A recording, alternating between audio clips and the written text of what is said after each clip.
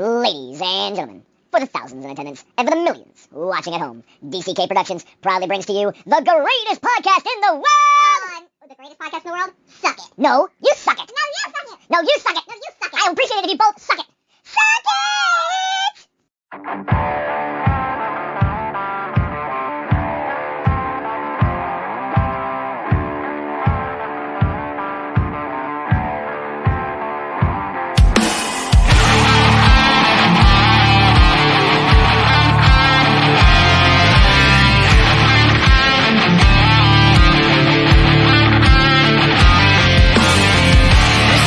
In place to keep us in chains by show of hands. Who else is sick and tired of the same 1%? Try to keep us small, trying to keep us from getting out, minimizing the struggles they've caused, saying we're not working hard enough.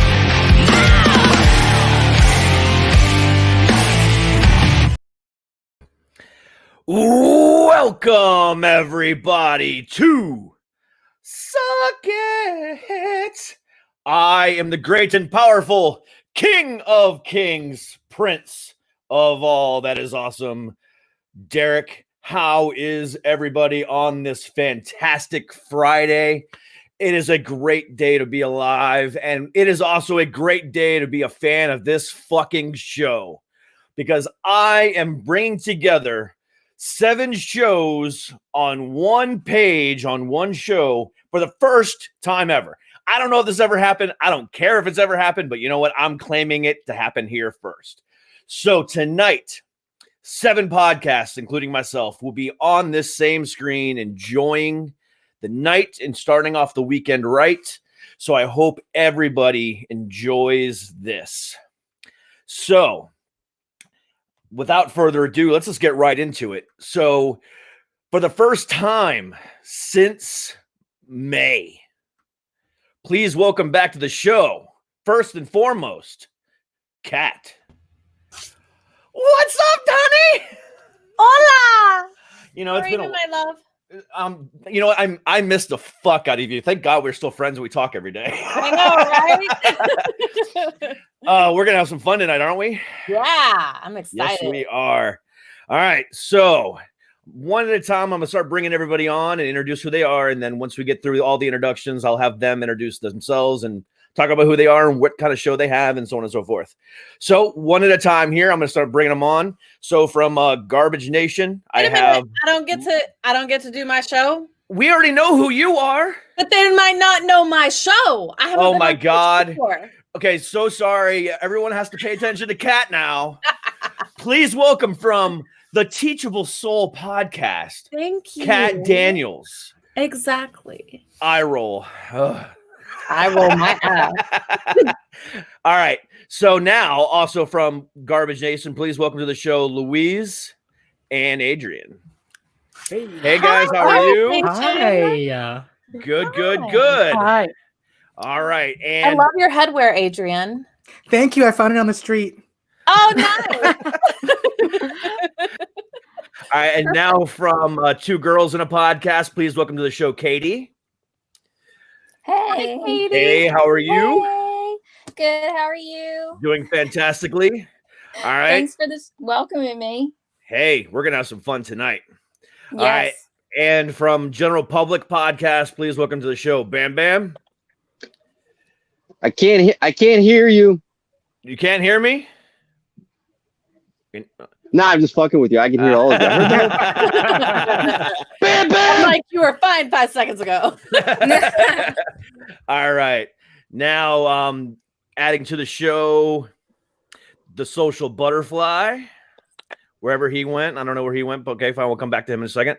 All right. Welcome to the show. Also, Anastasia and Frank from Anne the Wife podcast. What's up? Anna? Hey, how are you? I'm good. Anastasia, hurry up! It's on! Come on! Yeah, now! Hurry! Let her take a shit in peace. All right, come on. Come on, she got to wipe. Come on. All right. Baby wipes. Baby wipes. Faster. And now from the Social Butterfly, please welcome. All right. Hey, how are you? Here she comes. All Welcome right. to Social Butterfly. So it looks like everybody is on. Woo. Nice. All right. Honey. So, There you go. welcome to the show, everybody. How is everybody this Friday night? Great. Wonderful. Amazing. All right. So let's just jump right into it. I'm just going to go ahead and call you guys out. Please tell a little bit about your show, how long you've been on the air, and why don't we just go ahead and let the peel back the curtain a little bit and talk about your average viewership too. So please start at the top here with Kat. Kat, please go ahead.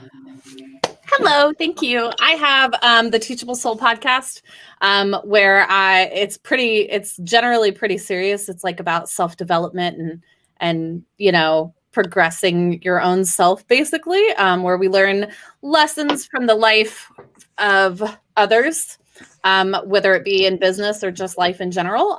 But it's all about teachable moments, obviously, with it being the Teachable Soul and all. And but I don't really get to, I made it a serious podcast. So, when I'm with Derek, I get to just have fun and hang out. So, Yes, absolutely. All right. And Luis and Adrian, you guys? Yeah. Adrian, Yes, yes. I'm here. I'm here. Oh, I thought you were going to say something. Oh, no. You want to Okay. introduce ourselves? Yeah, then? yeah. Yeah. So I'm Louise, and this is Adrian. Hi, Adrian. Hi. And we are a comedy podcast about garbage people and garbage things. So and okay people that sometimes do garbage things. yeah, like what? No, I won't get into that. like this one bitch from my high school. Let me tell you about her. Yeah, we're pretty new podcast. We started off 2 months ago, so we're just starting. We're kind of developing, ourselves and understanding garbage people better, but also finding our niche and finding our sense of humor and learning about ourselves as we go through this. So yeah. Finding our inner trash. Right. Okay. Fantastic. Bam Bam, why don't you go ahead and introduce your podcast? Speaking of trash, I was reading, highlighting the news today. Amber Heard was taking a shit in Johnny Depp's bed. No. Can you imagine after working hard on Pirates of the Caribbean and you're gassed out, you're Johnny Depp, you just want to get into your nice cozy fucking bed and you slip into a nice pile of warm shit? Listen, if anything were to get me to believe in God, that might be it. There you go. Crazy. I am the General Public Podcast Randomness with Bam Bam. That's the full name if you want to look me up. Exactly what my name says, General Public. I search out the wackiest, coolest fucking people that are general people. And I bring them on my podcast and we talk about it. Like, for example, I got a guy coming on soon. Hopefully he's coming on, but he has a pet skunk. Nice. Gonna talk about that, right? Interesting. And that's what I do. Just having fun. I started a while ago, but then I procrastinated. But this year I got really serious with it earlier in the year and I've been going at it and I've got a lot of stuff coming. It's going to be fucking fun. Fantastic. Nice. All right. Katie, talk about two girls in a podcast.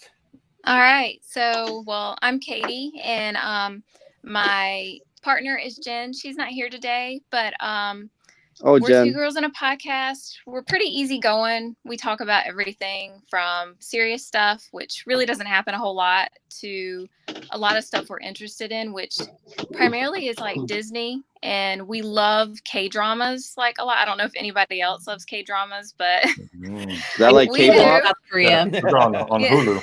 About the Korean dramas on Hulu. So yeah, that's primarily what we talk about, and we just try to make it fun and not serious at all, because there's just so much crap and seriousness going on in the world. It's kind of just like a step away from the world for right now. So we started about a year ago, and we plan on keeping it going as long as we can, as many viewers and listeners as we could get, and eventually moving on to YouTube if we can. Cool. Okay. Yeah. Fantastic. Yes. All right. So, Anastasia and Frank, talk about your podcast. Well, we're Anne the wife. I'm that wife, Anastasia. This is my husband, Frank. And we are an old married couple that likes to talk about a bunch of nothing, and we don't know anything. We just have other people that might know shit, might not know shit, and we all just talk about shit. And hopefully it's fun. Talking shit is fun. Yeah, sometimes. Well, we all do. It's the point of the podcast. It's cocktail conversation, like what you have with your friends at a party or a dinner. So yeah, no structure. No structure. It's just fun. No. That's right. That's how I say it too. All right, and then finally the social butterfly. We hope. Are you there? Come on, butterfly. Spread your wings. His signal does not seem to be great. I know. Yeah, he keeps dropping out. Yeah, and now he's frozen. All right, we'll come back to him when he comes gets back on there. It looks like I'm drinking like a butterfly. All right. So, Kat, go ahead and tell everybody why you started podcasting and what your average of your listenership is. I had a nervous breakdown. Right? Yeah, I had a come to me moment, if you will, because I don't do the whole Jesus thing. So I just my dad had passed away, and I was like doing all this self-improvement crap, and I was like, this is important, but like I want to talk about it with more people. But you can't really sit down and be like, hey, tell me what your thoughts on the universe and dying are, or something like that with just anybody. And so, but if you have a podcast, you can do whatever the fuck you want. 100% You can have all the conversations you want about anything you want. And literally anything that you ask is just, it's part of the podcast. And you're not viewed as weird anymore. Exactly. Yeah. You release an episode usually on Mondays. Well, usually I've been releasing 2 episodes now because I actually made the mistake of Teachable moment amassing way too many interviews like too quickly, and so I actually have to put out 2 a week now until I get through them, which I'm not through them yet. So it's been fun. That's awesome. See, that's actually one of the funny things. So that's actually one of the reasons why Kat left this show, because I was doing the exact same thing to her. Because originally our show was supposed to be 3 days a week, Monday, Wednesday, Friday. And then the next thing I know, I allowed our PR rep to book us 5 days a week. And then it went to 5 days a week. I was like, bro, I can't do that. So now, it's a good thing I got fired today. Now I don't have to fucking worry about, going to work every goddamn day. Now, now this is my only job, my only source of income. So you know what? Fuck it. So I can go in as much as I can do fucking 10 guests and we can do 2 shows a day. You do you, boo-boo. God, don't do that to me, please. Boo-boo. Holly, if you're listening, please don't do that to me. No. So Louise and Adrian, so why did you guys start your show? This is a fun story. Yay! I like fun. Well, Really I was quick, in a my dog library is and I was Is walking. that as fun as and the then bag? I just bumped into this really pretty girl, and then we both dropped our books, and then we made this eye contact, and that's when we knew. I want to start a podcast with you. So it was mainly Louise's idea. I was a bit more reserved about podcasting because I was like, podcast. I wasn't like an old man about it. And then Louise kind of talked to me about it. We have a similar sense of humor. We kind of do the same shit, except we don't record ourselves on audio. So it's the same thing anyway. I was like, we might as well just try and get it out there. Right. What do you think, Louise? My dog is barking. Come on, Louise. That's what she thinks. Can you hear him? Your dog is Yeah, a a little garbage bit. dog. He's a fucking garbage dog. Yeah. My dog would be like that if there was somebody at the door. That's what happened. Milo, shut the fuck up! Somebody fucking rolled up when I was like, don't they know what I'm doing in here? Like, Right? this isn't a good time. Yeah. Dogs should be considerate. Yeah. So, Adrian and I met at the Socialist Training Camp, aka Public University, and but that was 2014. Yeah, that was a long time ago. Long time ago. Yeah. Where are you That was guys located? So I'm in Atlanta. Okay. Seattle. Nice. Oh, I love Seattle. Oh yeah, Yeah. the two places with the two worst riots in America. How's that going for you? Now, Seattle didn't have the worst riot. It just shut down half the city. Okay, now It was they occupied. They took over. That was pretty bad. Seattle is badass, dude. Hey, It wasn't that bad. Wait. Hold on. Bam Bam, you're from Canada. The only thing you guys got to claim to fame is Justin Bieber and Letterkenny. Hey, listen, man. My prime minister is about to get criminally investigated by the RCMP from charity fraud. Are you shitting We me? have problems. You know, he sounds like a garbage person. You might want to give us some information. He was like, what They're calling him for him to resign. So No, hey, at that's least not his hair is possible. nice. Oh, I had so much hope for him. You guys were He's supposed to lead the too way. We're the garbage Too country. sexy to be in trouble. He's a script reader. Oh, Yeah. he does so good at it, though. Just because he has a nice smile doesn't mean he's good. It's not just the nice smile. He's got a nice butt, too. He sounds Hey, Literally. and on top of that, Fidel Castro is his father. Did you know that? No. You never heard No. Go Google the conspiracy. Justin Trudeau is Fidel Castro's son. In a nutshell, Pierre and his wife used to hang out with Fidel Castro back in the day, around the time he was born. Oh, Pierre and right. his wife, they split up. Pierre's wife went to Cuba, and that's where she spent her time with Castro. And then if you look at a picture of Castro, Justin, and Pierre in one, Justin looks like Castro, not fucking Pierre. That's I believe it. I believe it. really quick. If we're on the realm of conspiracy theories, Yeah. Justin Trudeau is not. I'm not going to say he's the son of Castro, but I think he is a reptilian, which is. Oh yeah. Like, I mean, so there you go. Now that's one thick ass reptilian I tap. Fuck yeah. Some grade A reptilian meat. Thick with two C's. Yeah. I got a He's Justin not Trudeau juicy. T-shirt of him riding a moose. You can wear that while you tap him. Oh, I want one. You should send us all And one. Vladimir That would be Putin can awesome. watch. Yes. I'll show you. Hang on a I'm second. sorry, guys, for the popping in and out. Oh, you're I back. can't seem to get a good connection. Oh no. Are you good now? Are you good now? I don't Let me know. see. We can at This least is hear by you far now. the best one I've gotten. Yeah. You guys are already almost 20 minutes in. Oh. All right, so why don't you go ahead and introduce yourself since you got the connection now? While he go gets the moose shirt. Yes. Yeah. Who's in the background? What is Kind that? of looks like Oh, that's David a bear. Hasselhoff. That's a Those bear. are some. I thought it was a girl That's a nice reptilian titty thing going on. Yeah. Oh, motherfucking Canada. Mm-hmm. Okay. All right, now, so Katie. Lose him again? Wait. What? Did I we don't lose know. social butterfly again? Nope. I don't know. He's still there.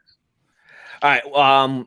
Katie, why don't you He's go a ahead and talk frame about picture. why you guys started Two Girls in a Podcast? It was actually Jen. I was interested in it, but she wanted to do it, and she wanted to do it by herself at first, but she said she didn't have the confidence, so she randomly asked me, and we have been friends since 1997. We're best friends, so we've been together for a Cheers. long time, so we just kind of, we just decided to do it. We like to talk, and we felt like podcasting was a good way for us to talk about all the stuff we love without being judged on it. You know, not everybody loves K-dramas. Not everybody wants to talk about mental illness. So it's a way to step away and be able to talk about it with other people and feel good about it. You feel like you're making a difference. Mm-hmm. Yeah. Yeah, and that's how I feel as well. I'm it's my channel, but I really haven't even introduced myself yet. So everybody knows me. I'm Derek. So I started this show back in March. Suck it. Exactly. With a different co-host and a different name. We started off as a show called Shut Up Cameron, and then due to unforeseen circumstances, Cameron and I broke up. and we went our separate ways. And within like 2 days, I met this gorgeous human being to my left. Oh, hey. And her and I just kind of clicked, and her and I devised Suck It together. And like I said before, the whole then kind of it evolved and kind of got way out of control, and she ended up having to leave, but she's been my consultant and my rock this entire time. But so I started the show because I have severe bipolar disorder, and I'm also I have severe anxiety. So one of the things I wanted to do on the show was promote mental health in a positive way, but also in a funny way. Therefore, when people listen to the show, they can say, hey, wait, if Derek can go through it and survive it, 2 suicide attempts and live with this horrible disease on a daily basis, if he can do it, so can I. And that's the core of the show. But at the same time, I don't talk about it all the time. So, I'm all I do now is interview celebrities and then do a little, monologue at the end of the show. But, when I'm interviewing celebrities, I don't have a script. And I'll talk about the reason why they're on the show, what they're on to promote. But then it's, once we get through all that and I promote what they got to promote, then it's my time to learn who that person is. And I'm going to get you to open up or you're going to hang up on me. And that's how I look at it. And I haven't had anyone hang up to me yet. You're still young. Don't worry. You got time. It's going to happen. It's going to happen. Like I said, it started as originally 2 days a week. And then when Kat came on, we went to 3 days a week. And then just as Kat was leaving, it went to 5 days a week. So, did you run her away? Is that why she left? Was it the workload? Pretty much. Yeah. No. I mean, he took a shit in her bed. Did you shit in her bed? I drove the 45 minutes north and just went and just took a massive juice right in her fucking pillow. But yeah, no, you really told her to suck it. I think that's why she ran away. Because I kept telling her to suck it and she wouldn't. So she just eventually just. My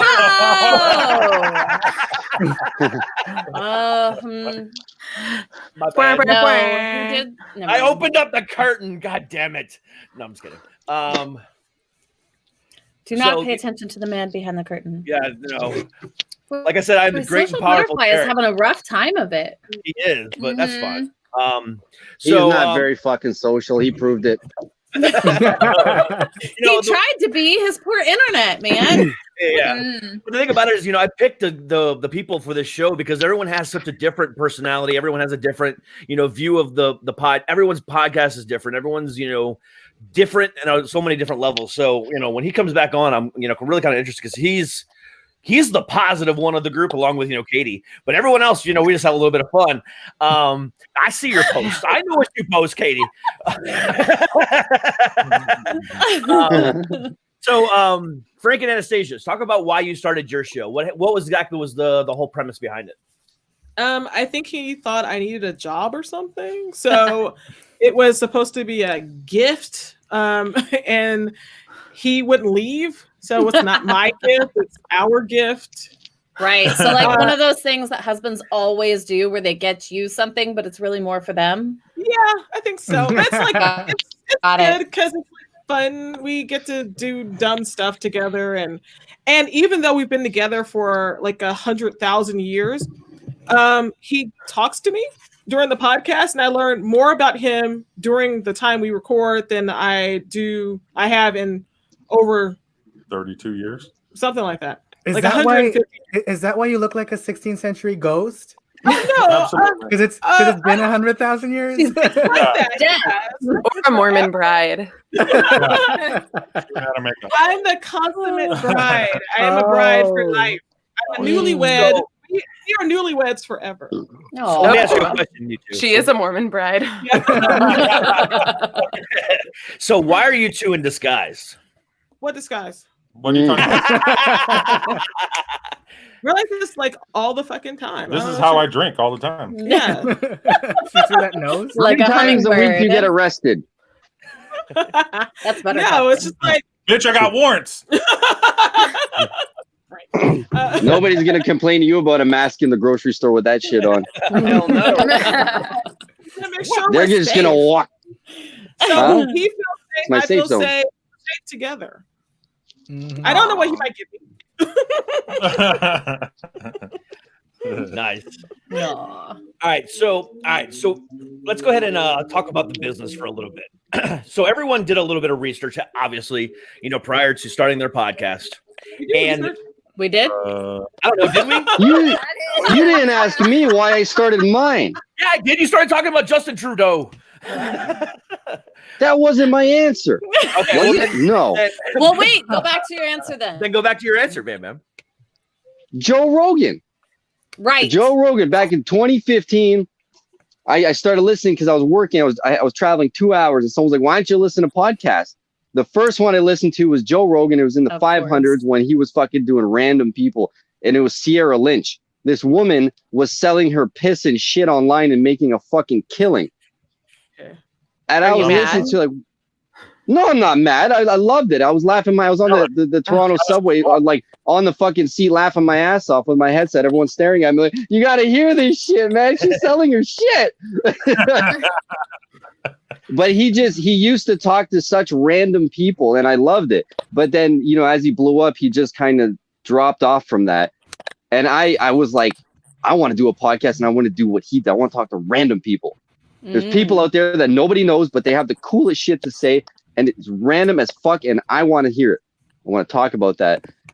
So, and on top of that, I used to be a videographer doing red carpets, and I used to sit there watching the host I was recording for and the stupid, basic, safe questions she was asking him. I was like, that's not what you actually want to ask them. Let's be honest. Right. But you're going with the safe choice. But with a podcast, you don't have to go with the safe choice. You ask whatever the fuck you want.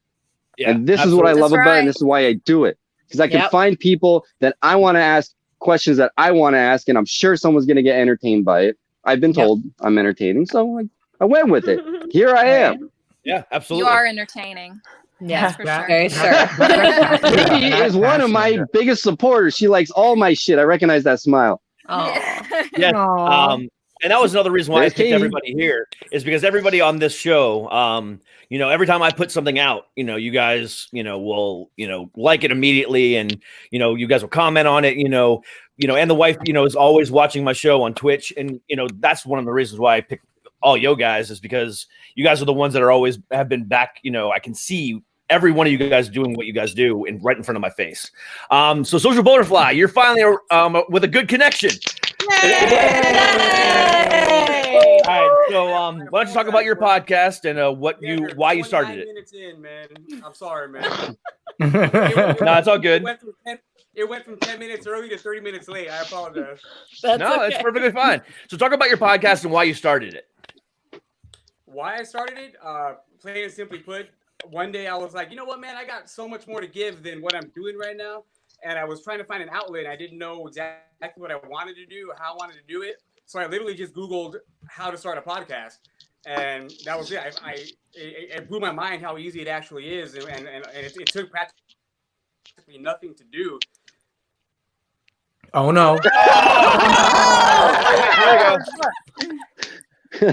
We're just getting to the meat.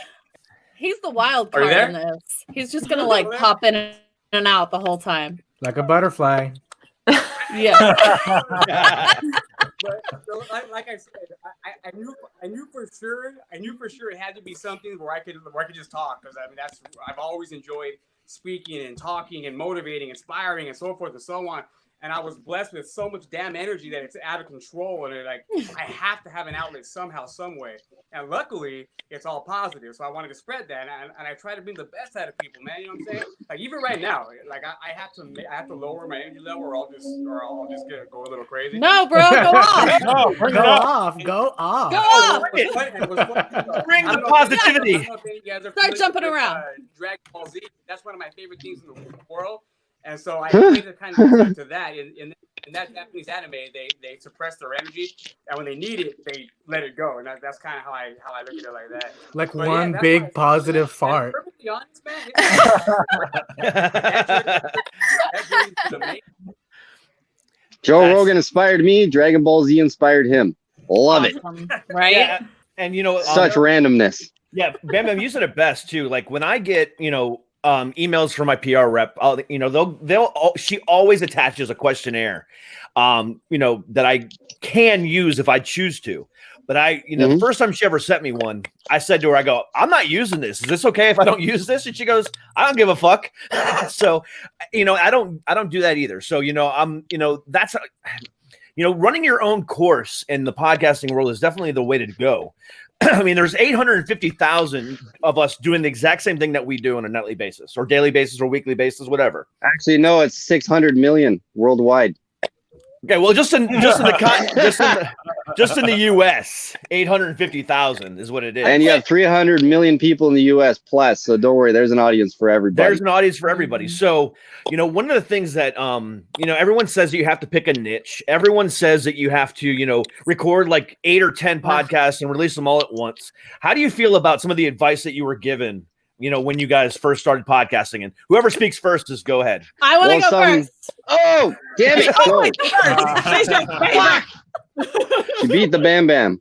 Teacher's pet. I hate the word niche. When people originally told me to you need to niche down or niche, whatever. It's like, niche. How do you pronounce that word? Yes. Okay, cool. I hate that word. Like, it is so limiting. And I don't I want to conquer the world, bro. Just let me conquer the world. Leave me the fuck alone. Anyways, but Don't other worry, than that word is that, the same thing as poutine. In Quebec, they say poutine. I say poutine. It says, shut the fuck up. My whole life it's been poutine, not poutine. I want poutine. Not in Quebec. Can you FedEx me some poutine? Because that would be fantastic. They'll be nice and melted by the time it gets there. I know. Mhm. They try. Sorry, Kate. Go on. no, you're good. It's Kat. But so, Kat. Kate is 2 girls in a podcast. That's Yeah. Okay. Sorry. Anyways, so other than that, I mean, like I said, one of my biggest now advice is to not amass so many interviews that they become completely irrelevant to what you're talking about. But other than that, I mean, do whatever you want. Wait, I take personal offense to that. I take personal offense to that. Because I take so much interviews, I got to pretty much interview the entire cast of a brand new movie that just premiered this week. But you put them out whenever you interview them. I edit heavily. I go live. Nothing's edited. Okay, and so you can amass however. When I say amass, I mean don't hold on to all your damn interviews where they're irrelevant. Yes. Yeah, I see what you're saying. Okay. All right. Okay. Other than that, but yeah. Other than niche or niche, whatever you fucking call it. I'm on her boat with that one. See, I see all these podcasts coming out with a structure, these businesses, and they think that has to be a certain way. Buddy, get on the fucking AM, FM radio if you want to be like that. Podcasting is just open air. It's whatever the fuck goes. Okay? But the one thing you said about, the one thing you said, though, about that you have to post a certain amount of episodes, it's true. I've done a dickload of research before I got into this. And when you have to have a minimum of 5 episodes, because when you post it into iTunes, which is the most important one to start with, if you have 5 episodes, your first launch puts you into the top 10 rating automatically for a week. That's why you need 5 episodes to start off with. You don't start off with 1 or 2. People need to know you're serious with 5 to 10. They want to know that you're coming back, and you got to be consistent, right? Yeah. There's all kinds of little tricks. Yeah. It's just the way the system is built. Things like that, you got to do it. But other things, do whatever the fuck you want, man. That's what makes you, and you will find your audience. Track them down. They'll find you. Also, real quick, can we talk about Apple Podcasts? Because I am done. Everybody who listens to podcasts listens on, the majority of my listeners listen on Apple Podcasts, but I hate that app. As a podcasting application, it sucks. You don't have to use it.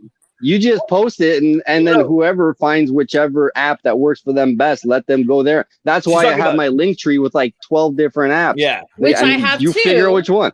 I use Pocket Cast. I love it. I don't sometimes Spotify, sometimes Podcast Addict, because only certain people are only there, right? Yeah. So No. I mean for actually for listening us. to for us. I can't interact with anybody or talk to anybody or even see who subscribes. I got nothing. Nothing. Yeah. And the whole system is fucked. Yeah, your analytics don't show you? I don't have anything No. on there. Well, see, the analytics, in my opinion, they'd only show hours listened to. So they don't talk But about who's how your many people hoster? are listened. Who's your hoster? I host. No, Anchor. I went into Apple today, and there's Yeah, but nothing your there. hoster. Oh, it's not showing your podcast? No, it's showing my podcast, but it's not showing me who subscribes, where they're from, nothing. Yeah, you don't get No, any. no, that's all in that's all in your hoster's analytics. See, I'm with Podbean. It shows me all that shit. I got listeners in Netherlands, Germany, and Russia now. Yeah, I'm with Buzzsprout, and they show me where they're from in Buzzsprout, but I want to know who subscribed to my podcast in Apple, because in Buzzsprout, they don't show me who subscribed or even Because where the subscription came from. The issue with subscriptions is that they'll show you consistency, and that's what I appreciate. Yes. Because with Buzzsprout, yeah, you know where they're from, but you don't know if you're getting repeats. You don't know if there are individual subscribers that want consistent content. Exactly. And that's the issue. Is that I don't know how many people are loyal listeners, so that I can provide the content that they appreciate as well. You know. Exactly. Yeah.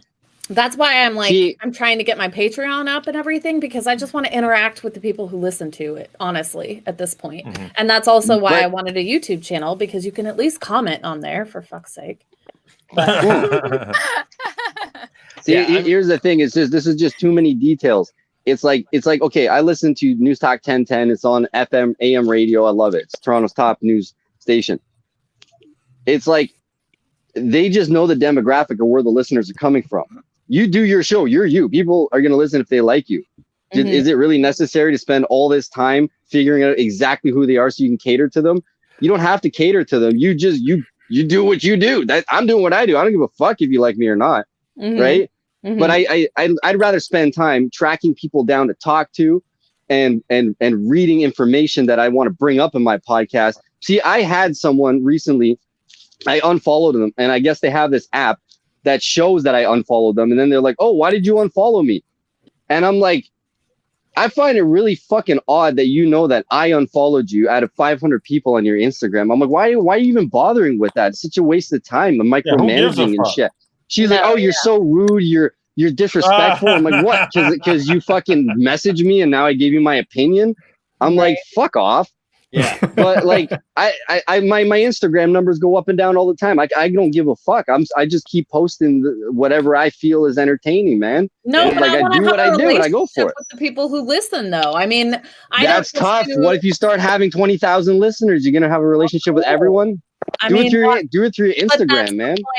But that's the point of having the YouTube channel, is because then they can interact on there as like a group if they so desire.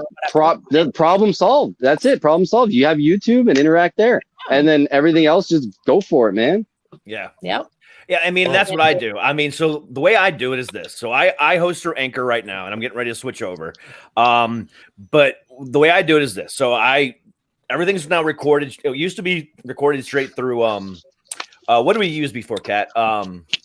Zoom. So it used to be recorded through Zoom, and then I would just upload it straight to Anchor from there. Now I'm doing this. So I'm live right now. And then we go to, I stick it this audio and I upload it straight to Anchor from here, which goes everywhere. And then tomorrow I'll upload this video to YouTube. So it's available for video on demand on Twitch and available for video on demand on YouTube 24 hours later. So I'm like everywhere. And then, and with the Instagram stuff, I use Instagram more than I use the analytics for my, from Anchor, because the thing about it is it gives me a better idea of where I'm, when to post, what to post, and what things I'm putting out that actually people care about. I can look at there and say, oh, well, my interview from Monday with who would I interview on Monday? John Doe, I think it was. That had 8,562 listens. Okay, great. But what about that, appealed to them? So then I can go to my Instagram and I can see, posting this and then posting that is what draws them in. So that's why if you guys ever looked at my obviously have looked at my podcast feed, every episode has 3 different graphics. So it's got the, tonight graphic, and then it's got going live in an hour graphic, and then it's a completely different graphic after the fact when I say it's live on the podcast app. So it's all about, what driving those people in. And, So my website, Squarespace, I just found out does that exact same thing, but it can even do it like down to like the keyword and shit like that. Anyways, sorry, just pro tip. No, absolutely. But, I get, I have 14,000 people on my Instagram, so it's really hard to keep track of everybody. And so I definitely feel what you're talking about, Bam Bam. Yeah, that's what I'm saying, man. And I've seen jumps of like 1,500 in one day, and I've seen dips of like 2,000 in one day. That's crazy, man.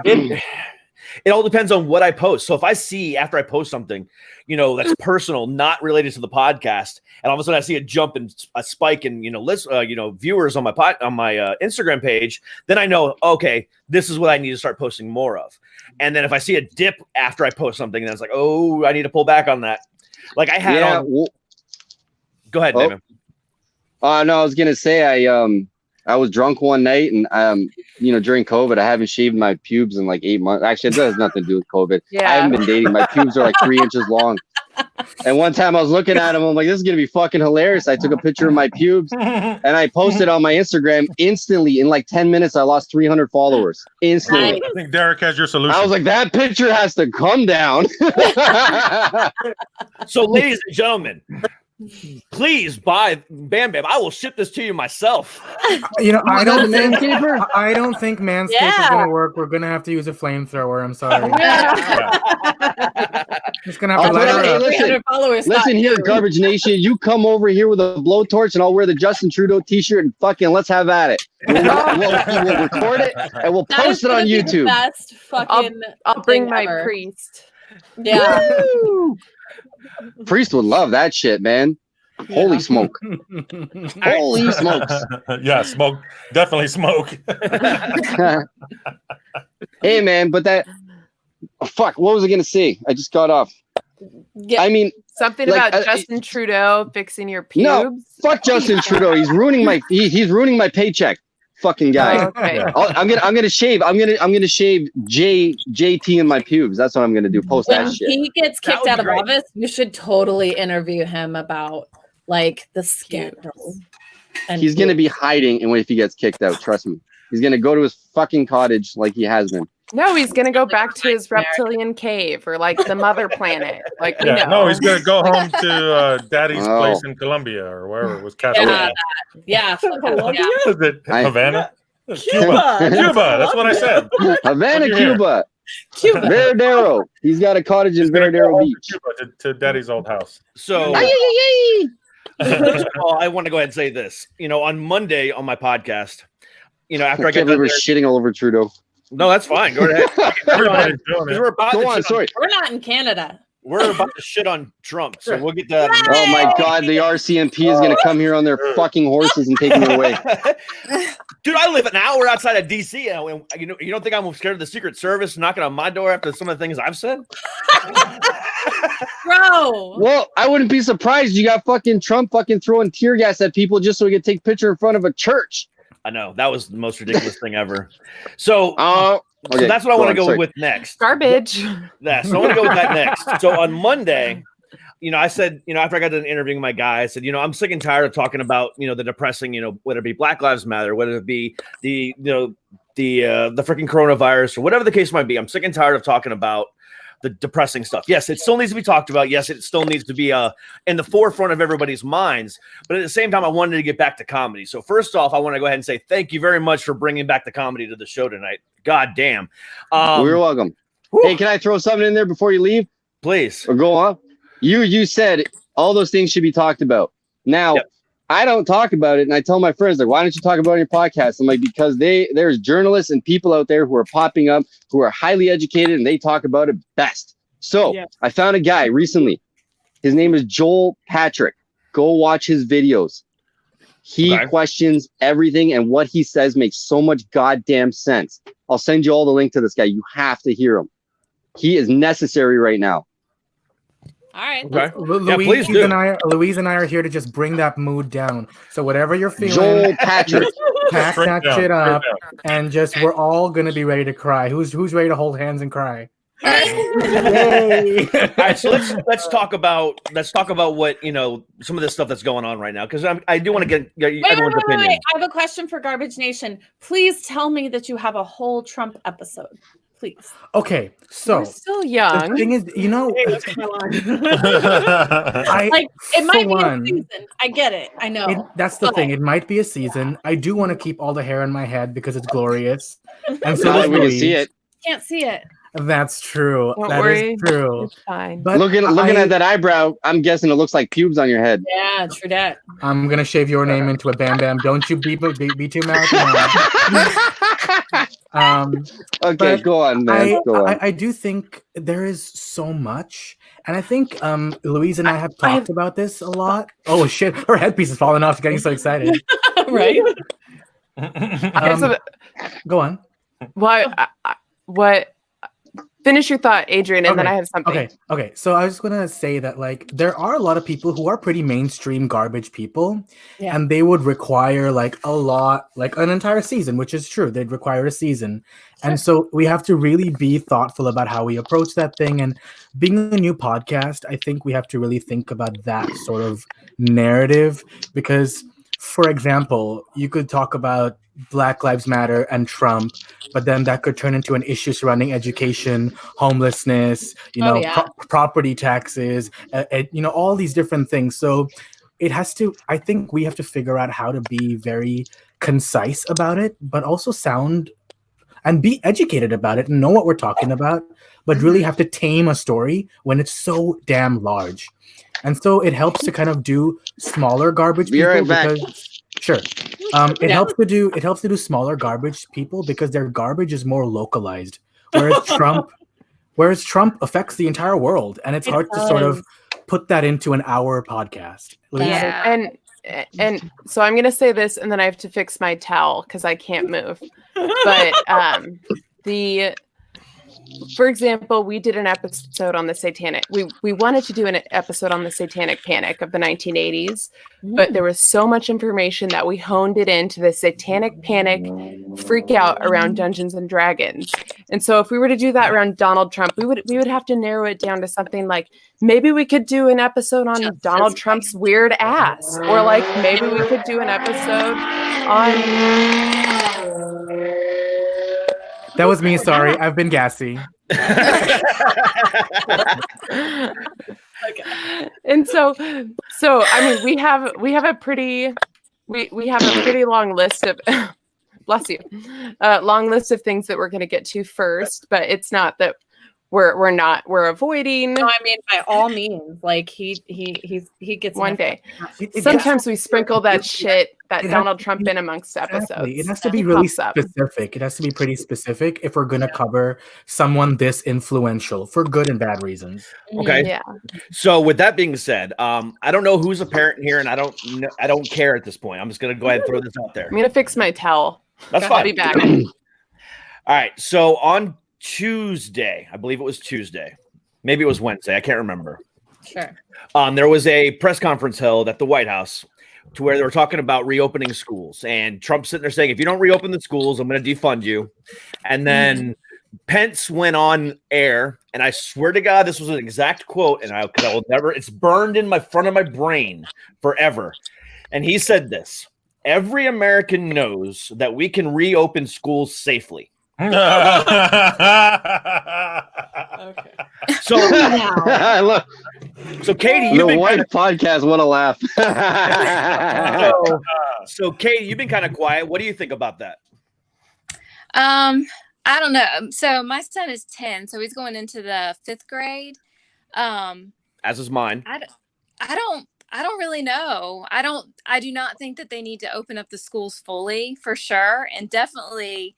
What Trump said bothered me a lot about defunding them because they're not opening. It's by choice of the actual district itself.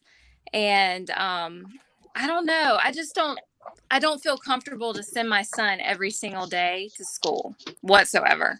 Yeah. Whatsoever. And neither do I. So here's like, a little they can barely control my kid, or not my kid, but like all the kids that are in the school during lunchtime.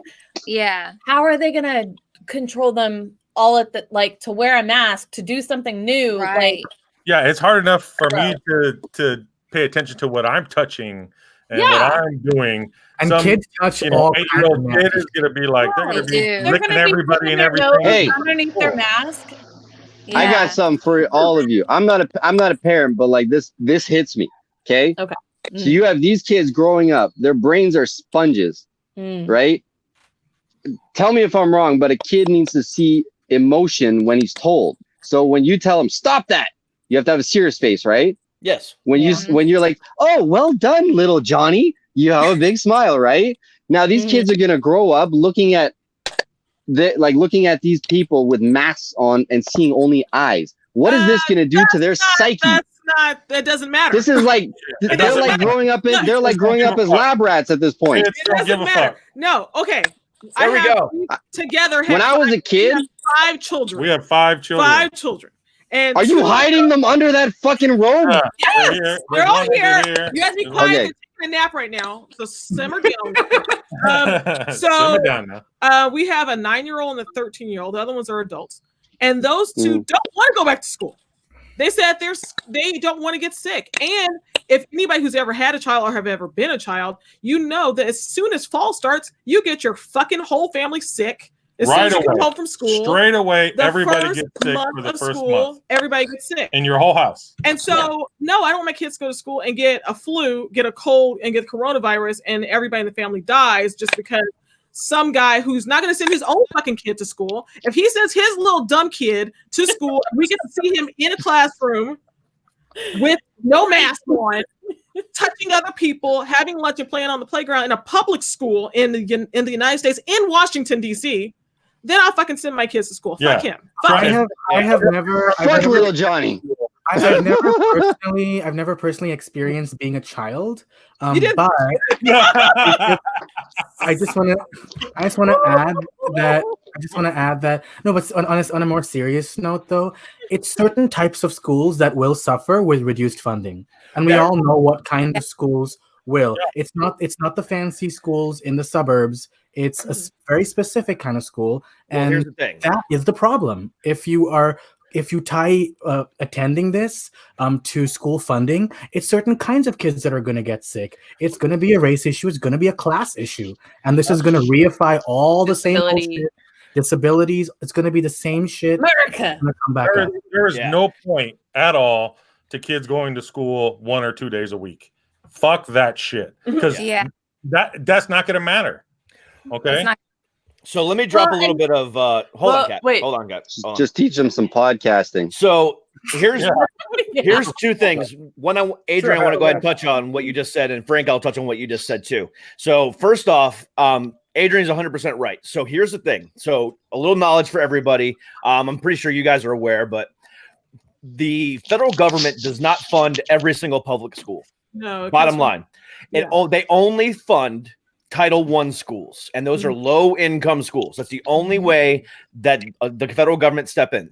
So the federal government defunding these schools are only going to affect, again, the poorer schools. Now, here's the shitty part. My wife is a teacher at one of these Title I schools.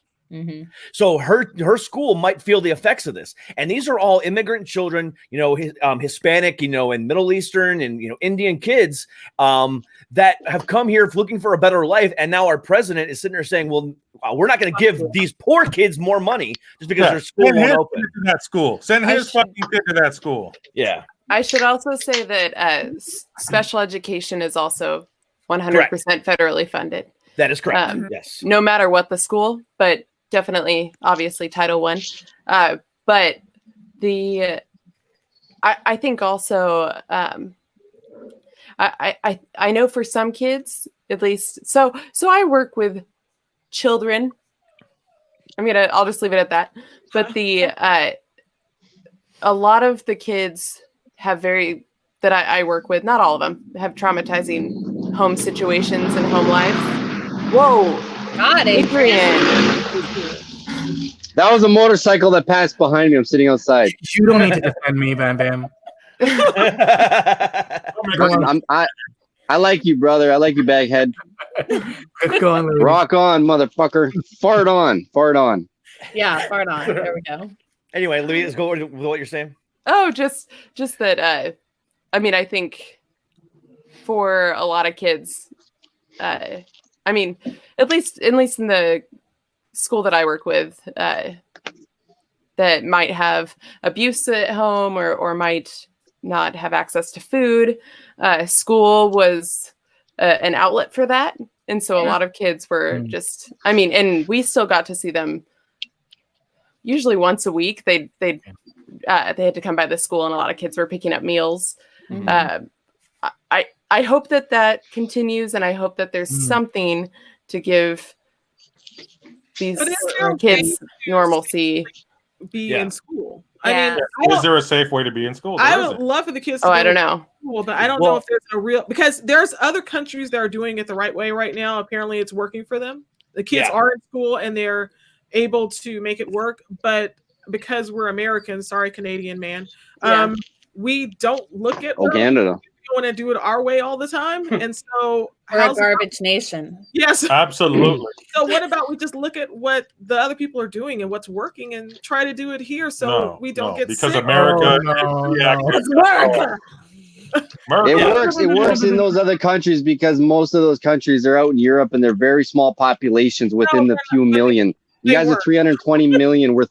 We on our news, we're actually, they keep saying that our government is watching what's happening in America and we're going off what you guys do. So if you guys peak somewhere because of what you did, we don't do that. What we're doing.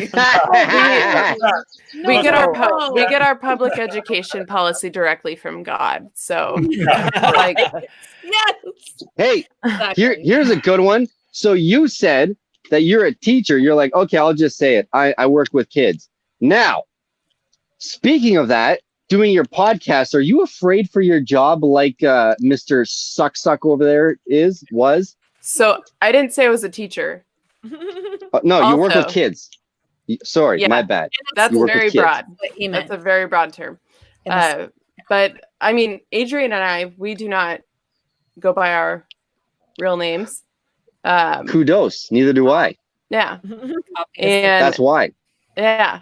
But that's because I think it's like for teachers, especially if a teacher does anything that's outside of the norm of like outside of the realm of like putting puzzles together and reading like novels, they're just fucking godless whores that need to be burned. Wow, what a statement! Yeah, this is why I love Americans. Yeah, God bless America. So, Social Butterfly, you've been kind of quiet over there. What is your opinion on all this? No, I apologize. I've been quiet actually because my connection is still a little in and out. And that's fine. Be here right now. Kicking me out. Me personally, I'll tell you right now, I'm really not a big political guy. I actually can't stand it at all. I've never been big into politics. Now, I'm not blind to it either. Yes, I know what's going on. I understand the pandemic. I understand Trump and all the madness. I understand the Black Lives Matter, so forth and so on. But as far as being very opinionated on it, I really don't jump into that too often or too much, to be honest. I look at everything pretty much the same way, man. I wake up every day, try to do the best I can, try to leave the world a better place than the way I left it that day, so forth and so on. And that's really how I look at it. As far as everything else goes, man, I want everyone to be their best. I got one single tear. One single tear. No, it's good. Yeah, I like I'm a happier person that way. I like you, Social Butterfly. Me too. Soaked, this bag. You know what? I'm not gonna lie. I kind of read through your podcast there, and I'm thinking, oh shit, he's gonna be a fucking preacher. No, you're not at all. You're great. Yeah. So that's my job. I'm just happy. I love it. Yeah. So one of the things you guys are breaking up. I you didn't hear what I said. So one of the things that Frank said earlier. Every other word you guys say. That's fine. So one of the things I heard Frank say earlier was kids going to school 1 or 2 days a week. So let me go ahead and explain to you how they're doing it in my county, at least. Okay. So they're giving everybody two options. One is wait. Did they decide in your county? Yes, it's decided. So here's the decision that we have to make by next Wednesday: 100% virtual learning, or 2 days at school, 2 days at home. Now, here's the crappy part with that: the teachers are going to have two classes. So say, for instance, like my wife, she'll have 20 kids, okay? Divided up into 2 different groups, a Monday, Wednesday group and a Tuesday, Thursday group. So some of them will be at home, some will be in her classroom. And she's got 2 different, classes that she's got to teach at the exact same time, one in front of her, one at home. And then the next day is going to be a different set of students at home and different set of students in front of her. So I 100% agree with you that is a crappy way to do it, because she doesn't even know how she's going to be able to do it, with one class home and one class here, but then let alone two different classes. It's a crappy situation. It is a horrible situation. Yeah. Like this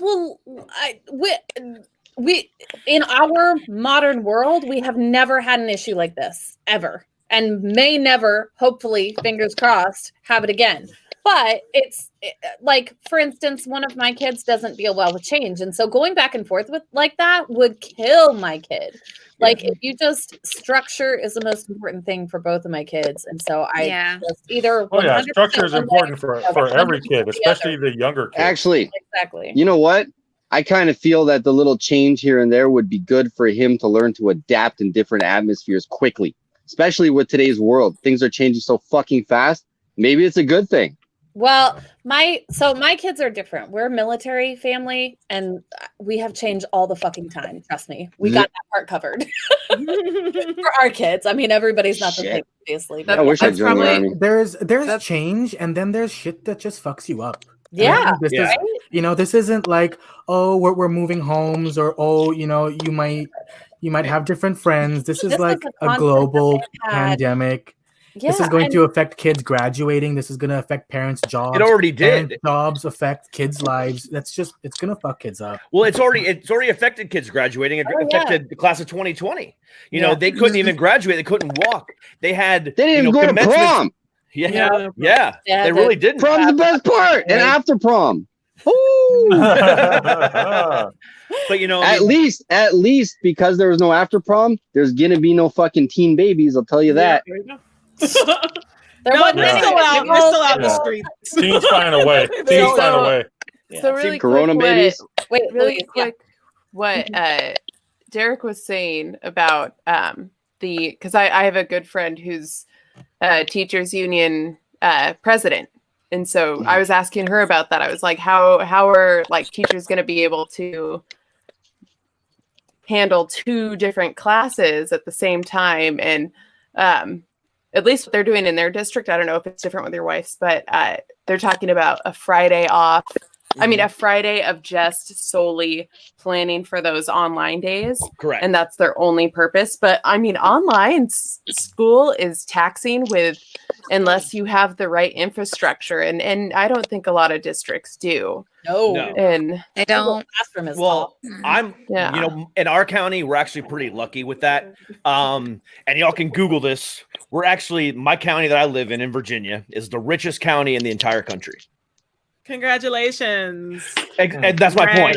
So we know where to transport the guillotine. So let's bring it out. But not everybody Put them has on the gulag. Back in when they closed the schools back in March, they literally gave every kid at every school a Chromebook in order to be able to learn at home. So so they still have those. So, but not every county has that, and that's the biggest point. It's not everybody can do that.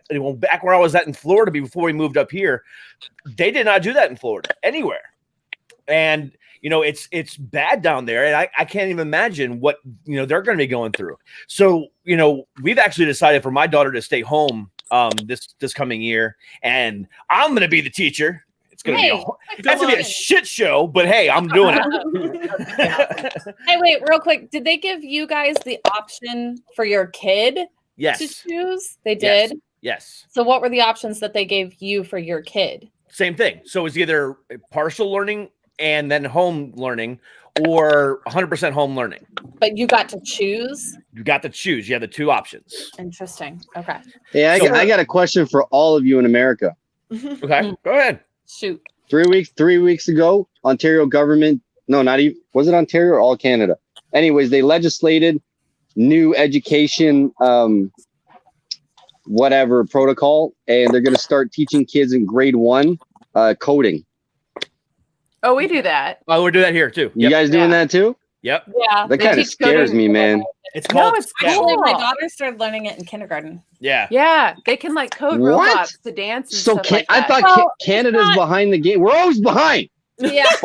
Fucking Trudeau. It's not. I've actually done it myself. It's not like Yeah. they're sitting there typing out coding. They're dragging and dropping, or at a bare minimum, it's just to let them learn how like a logic path works whenever they're coding. But that's pretty much all it is. Yeah, they're cool. We're all fucked. We're all fucked. 20 years, man. We're fucked. Oh, bro. I think it's fucking cool. It's great for them. That's all they need to know. It's great for them, not for us. Yeah. No, you're right. Oh, so Bam Bam is jealous. Go peanut butter and jelly. Well, so here's the thing. So here in America, it's called STEM, STEM, and you can actually go to any Walmart, Costco, whatever, and actually buy STEM toys to be able to take them home and actually teach your kids. So not only are you doing it at home, but they're doing it at school too. I So have a like 3-year-old niece that I bought a coding toy for. So yeah. So we actually bought our daughter a couple years ago one of the BB-8s. It's actually a STEM toy. And like Star Wars. And she can program it and stuff like that. She's a huge Star Wars nut. Nice. And we preach nerdiness in my household, if y'all couldn't tell. The nerdier the better. So yeah, she loves that kind of stuff, and she's all about it. So I mean, it's a definite positive thing. Literally, the way that we're going, they literally just need to learn how to code for the future. They won't need to know how to write, but beyond their name and how to sign a contract. But they're not even teaching cursive anymore, so you don't even know how to sign your name. Exactly. Well, did you know that you can sign your name not in cursive? Like, it's okay. It'll be all right. Where are you going, Bam Bam? Fucking raining. Tsunami's coming. Fuck. Got my tablet and everything out here. He's going to shit. Oh no. He's going to shit in Johnny Depp's bed. Yeah. Hey, do you know why I'm so involved with Johnny Depp? I love Johnny Depp. No. I love Johnny Depp. Oh my God. I think So Bam Bam has a man crush. Who wouldn't Okay. have a man crush on Johnny Depp? Like, have Tsunami's you seen over. No. Okay. I'm good. We're good. See, We're gonna make an episode about him one day. See, I have a man crush on Ryan Reynolds. Ryan Reynolds? He's Canadian. We know. My man crush is Jack Black. Jack Yep. Black. Oh, you're a Have chubby you seen the chaser, Green are you? Train, I'm man? not a chubby chaser. Let me explain the psychology behind chubby how chaser. fucked that. No, I'm not. Yeah. Spare no details. All the details. No. Okay. Yes, Psychology, give us the go. details. Yeah. When I grew up, my parents were really rigid. And I didn't get to do much, and it was pretty boring. But then I saw School of Rock, and I was like, wow, that's so cool. Like, this guy comes there and teaches these kids, and they have fun, and life doesn't have to be rigid and crazy. And so, like, Jack Black turned into, like, this, like, fun father figure. Aww. Your new daddy. My new... Call him daddy. But then obviously, Daddy. as I grew up, I mean, there's this weird, like, yeah, he's cute, but it was only because it's like a fun thing, because he seems like a fun guy. Yeah. And like, I like goofy, fun people. And like, that's where it comes from. So Such a last different friend week, with the word daddy in there. Oh my god. so, Anytime. so last Listen week, here, motherfucker. He's not cute. He's fucking adorable. He is. So last week, on Thursday, during the press tour that I was doing, I interviewed a girl by the name of Gianna Harris, and she was actually on the Broadway version of School of Rock, and she actually was part of the original cast on that, and she got to meet and deal with Jack Black, and everything you just said, according to her, is 100% accurate. Yeah. He really is that guy in real life. Yeah, of course. Yeah. Yeah, he has talked on his interviews about like why he's like that, and it's basically because his parents too were pretty rigid, and it's so funny to me how often like parents are like, ooh, structure, and I'm gonna make my kid do this and that and the other thing, and it literally causes them to do the complete fucking opposite of whatever that parent wanted them to be or do, and I think it's awesome. Like, That's keep what- doing that. You keep that's- doing that. You keep fucking up your kid because you're making awesome kids, man. That's what happens when Mormons go to state college. Yes, exactly. They just next thing you know, they It's all, just all anal. It's just all. all Yeah. anal. Yeah. No more soaking. No more Well, soaking. that's how we You got know Johnny Depp's documents. best friend, Marilyn Manson. That's right. So, damn, I'm enjoying the shit out of this. This is so much fun. I have to pee. Then go pee. So Go pee. Go tinkle, tinkle, tinkle. There's 9 of us on this podcast. Y'all can take as much time as you want. Does she take with her so that she can still hear? Is that why she turned off her camera? I think so. Oh my God, she's doing it right. Oh, No, She's doing it on the probably bucket muted. right there. I think sure it's it's probably fine. like just in case the dog walks by or something. 'Cause her dog, we're always Who like, doesn't want to see a "Fuck, dog? we might have to Hey, repeat what hey. we just said on the podcast because like the dog keeps barking. And I'm like, oh what's my her God, dog's let's name? just- Rumi? Rumi? Rumi? Rumi, shut the fuck up! I think she probably muted it, but yeah. Yeah. So funny story about that. So the other night, I can't remember again. I think it was Wednesday. I'm sitting there. I'm doing my. Yeah, I think you know exactly what I'm talking about. So Frank's laughing for a reason. So I'm sitting here and I hear this ruffling outside of my studio door, and I'm like, my fucking cat is in a boxer doing something with some trash. And I'm like, what the fuck is that? So I put down my headset. I said, I'll be right back, everybody. Went out there, and it turned out it was my fucking wife. So I came back in here, and I was like, that was actually my wife. And she's sitting there going, that fucking cat. Oh, it was so fucking funny. I was totally expecting to hear something like a cougar or raccoon was outside. No, but I just opened the door to my studio, and I my wife's bent over. Her ass is just right there. I was like, oh, hey, how you doing? I think it was an invitation. What was she doing? Throwing away trash, getting ready to take the trash out. The perfect timing. Yeah.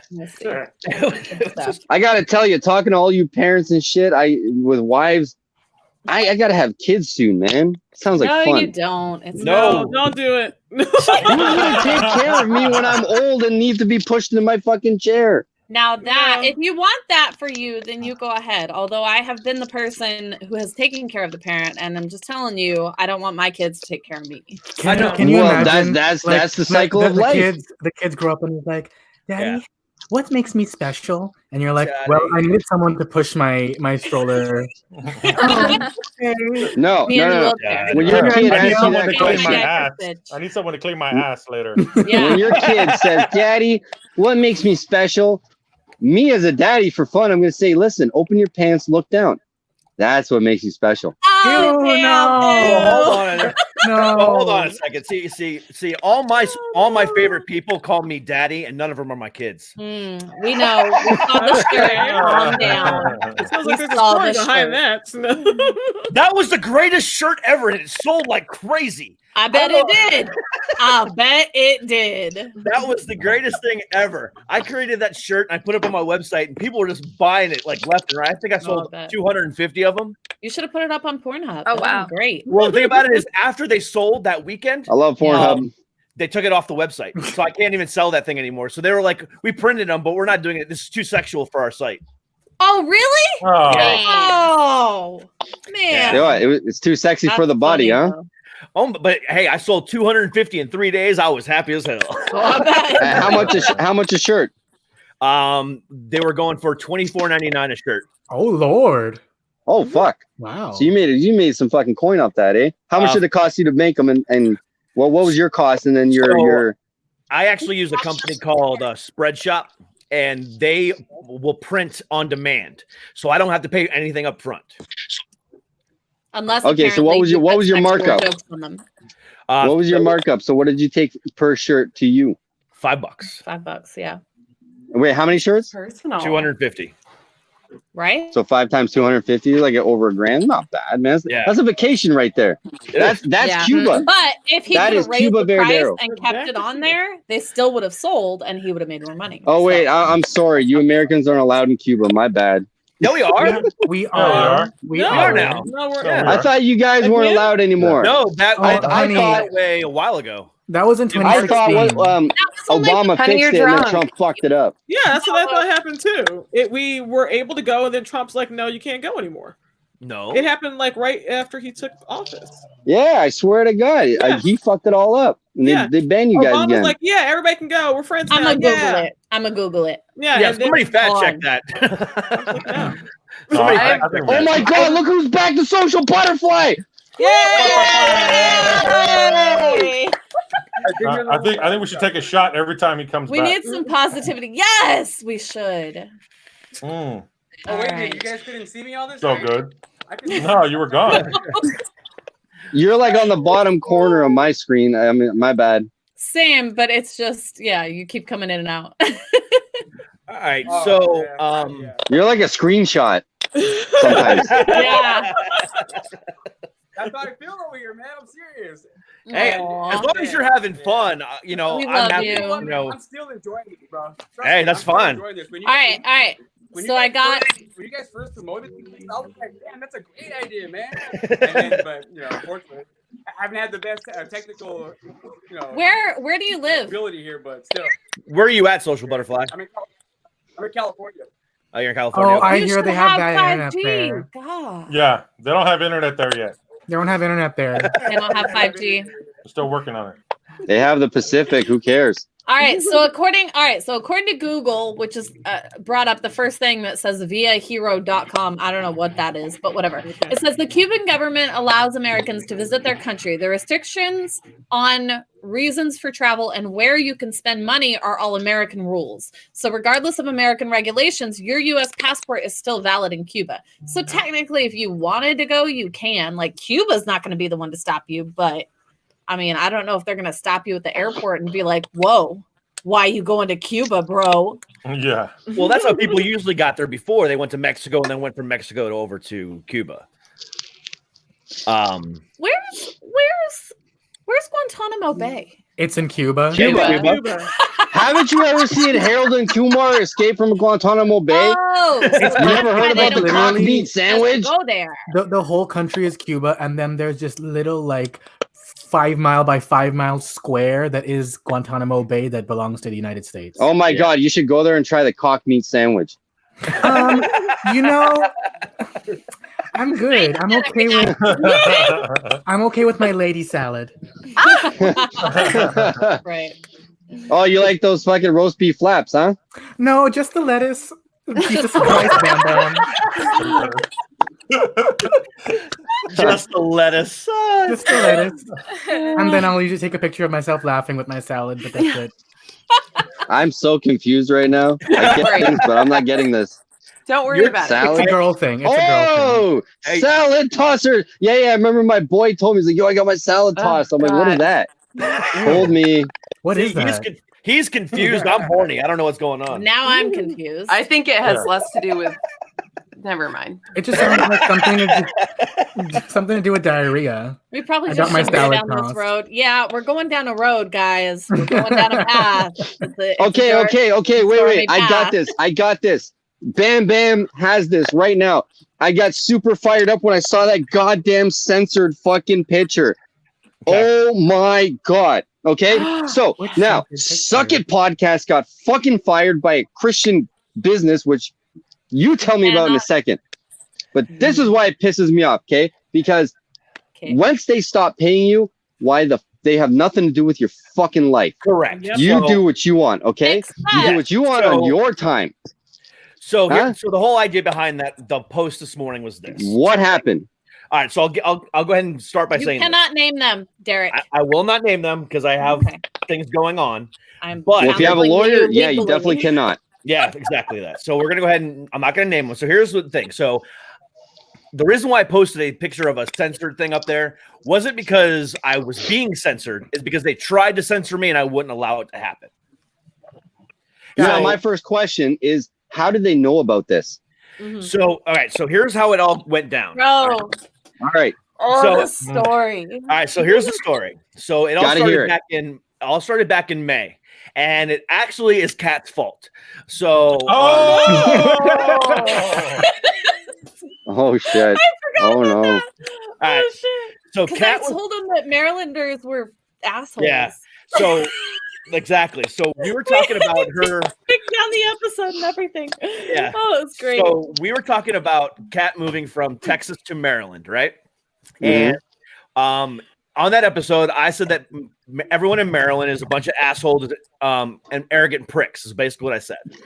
Well, my company, who sells to the entire state of Maryland, or my former company, took offense to that because I basically said I called every single one of their customers assholes and selfish pricks. Even You though sexist bastard. Even though he never once said who he worked for or where or And still any of to that. this, But still wait to a this minute. day. How did your company know about your podcast? So here's what ended up happening. So, like I said before, I get about 7,000 to 8,000 listens per episode.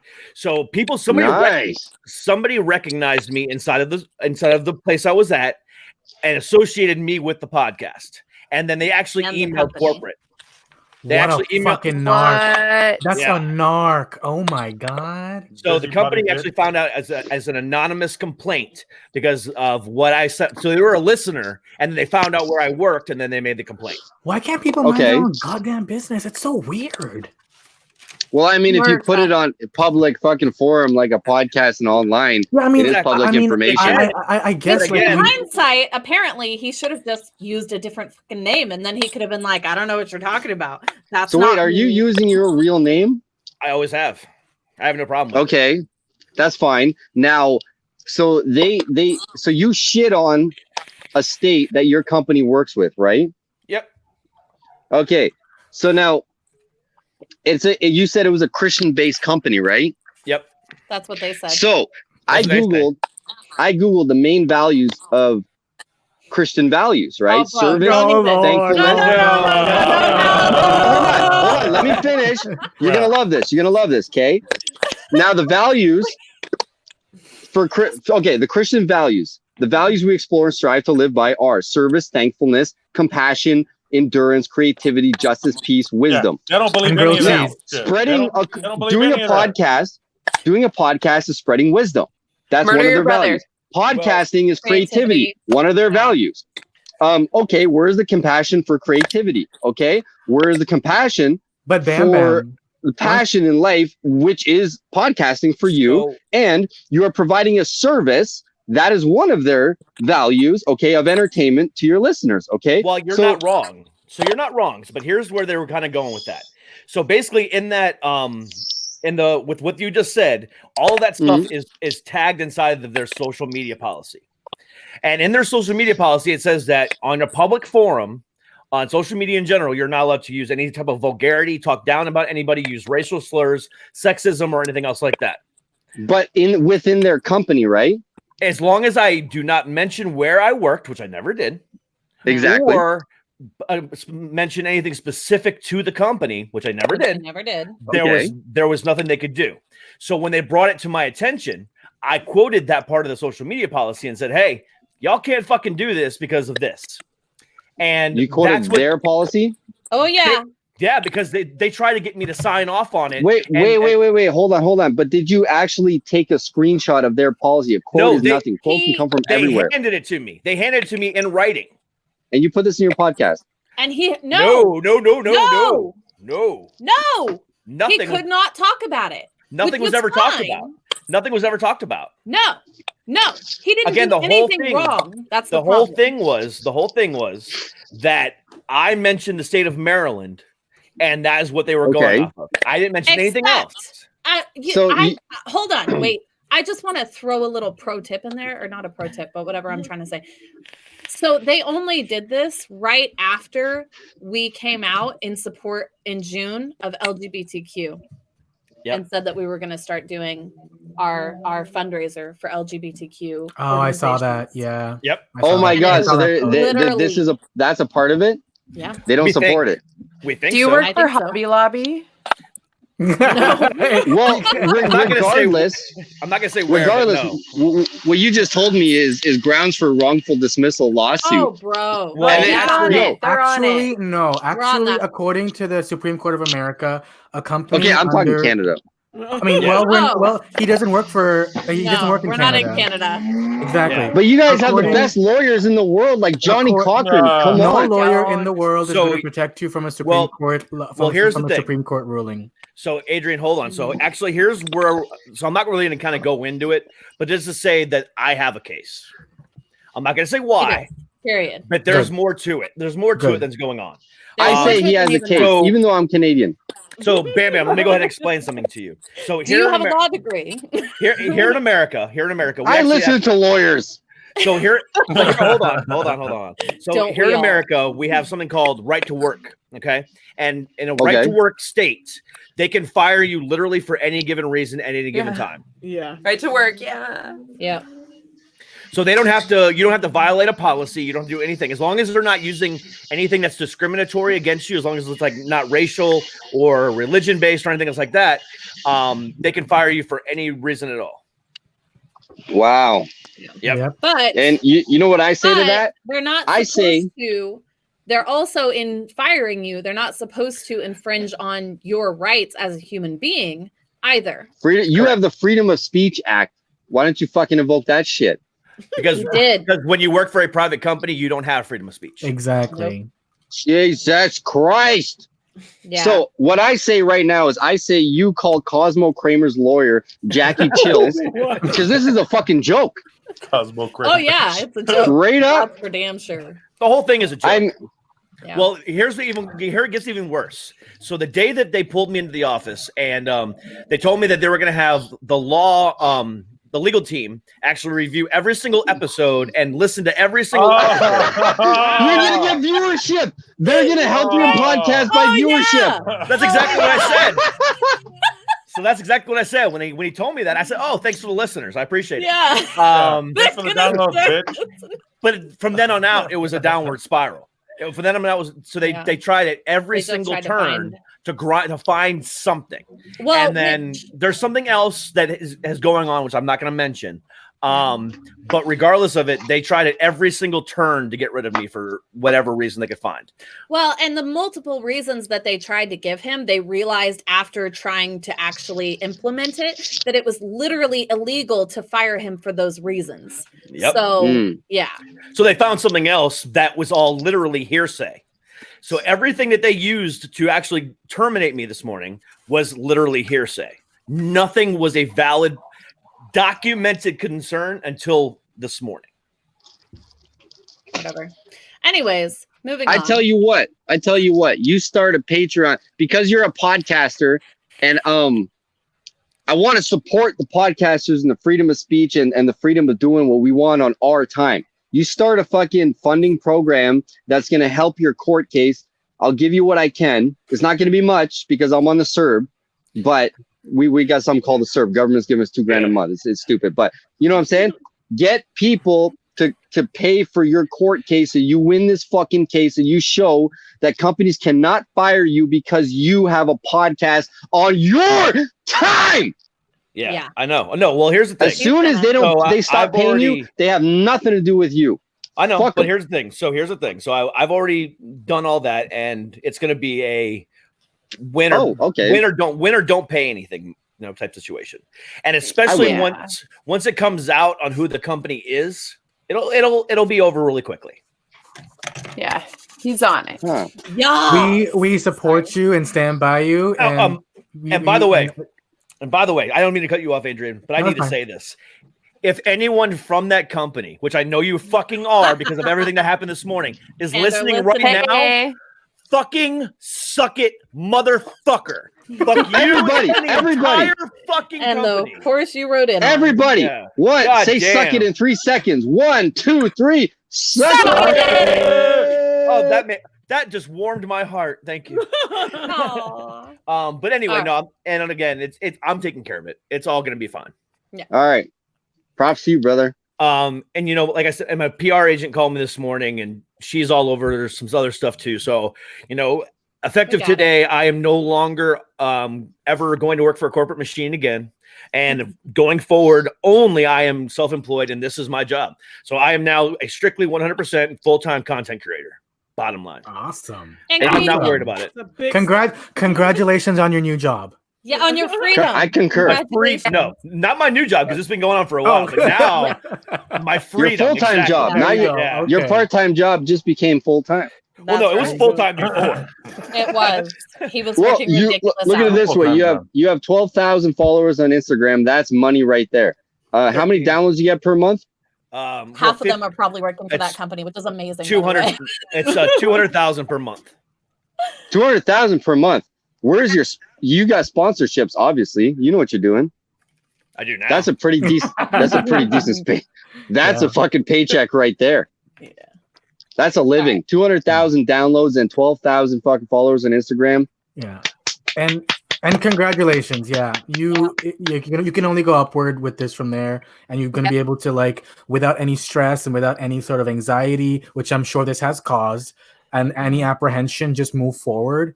Yeah. And you have only forward to go. What's your input on that? We need your positivity. Yep. Jump in here, fly in. On his situation. On freedom. Yes. Yeah. Can you guys hear me? Yeah, we can hear you. Yep. Yes. Go on. All right. I don't know how good the connection is, but are you asking my opinion on his situation? Yeah. Yep. Okay. All right. Sorry. I just want to make sure, man. All right. Well, I love this guy. Number one, but when I saw your post this morning, man, damn, man, my heart went out to you, bro. 'Cause I was like, man, what? And just like all you guys are talking right now, that's how I felt. Like, how could you possibly get fired for creating something on your own time? You know what I'm saying? I mean, like, this has nothing to do with anyone else but you. Whatever content you create, that comes from your heart, your soul, your mind, all that stuff, man. That's all you, bro. They have no right to fire for none of that stuff, especially if you're not dragging their name through the mud, no slander, or nothing like that. They got nothing on you, bro. So I think you're cool as far as that goes. Yeah. But with all of that being said, man, I think you're in a great position.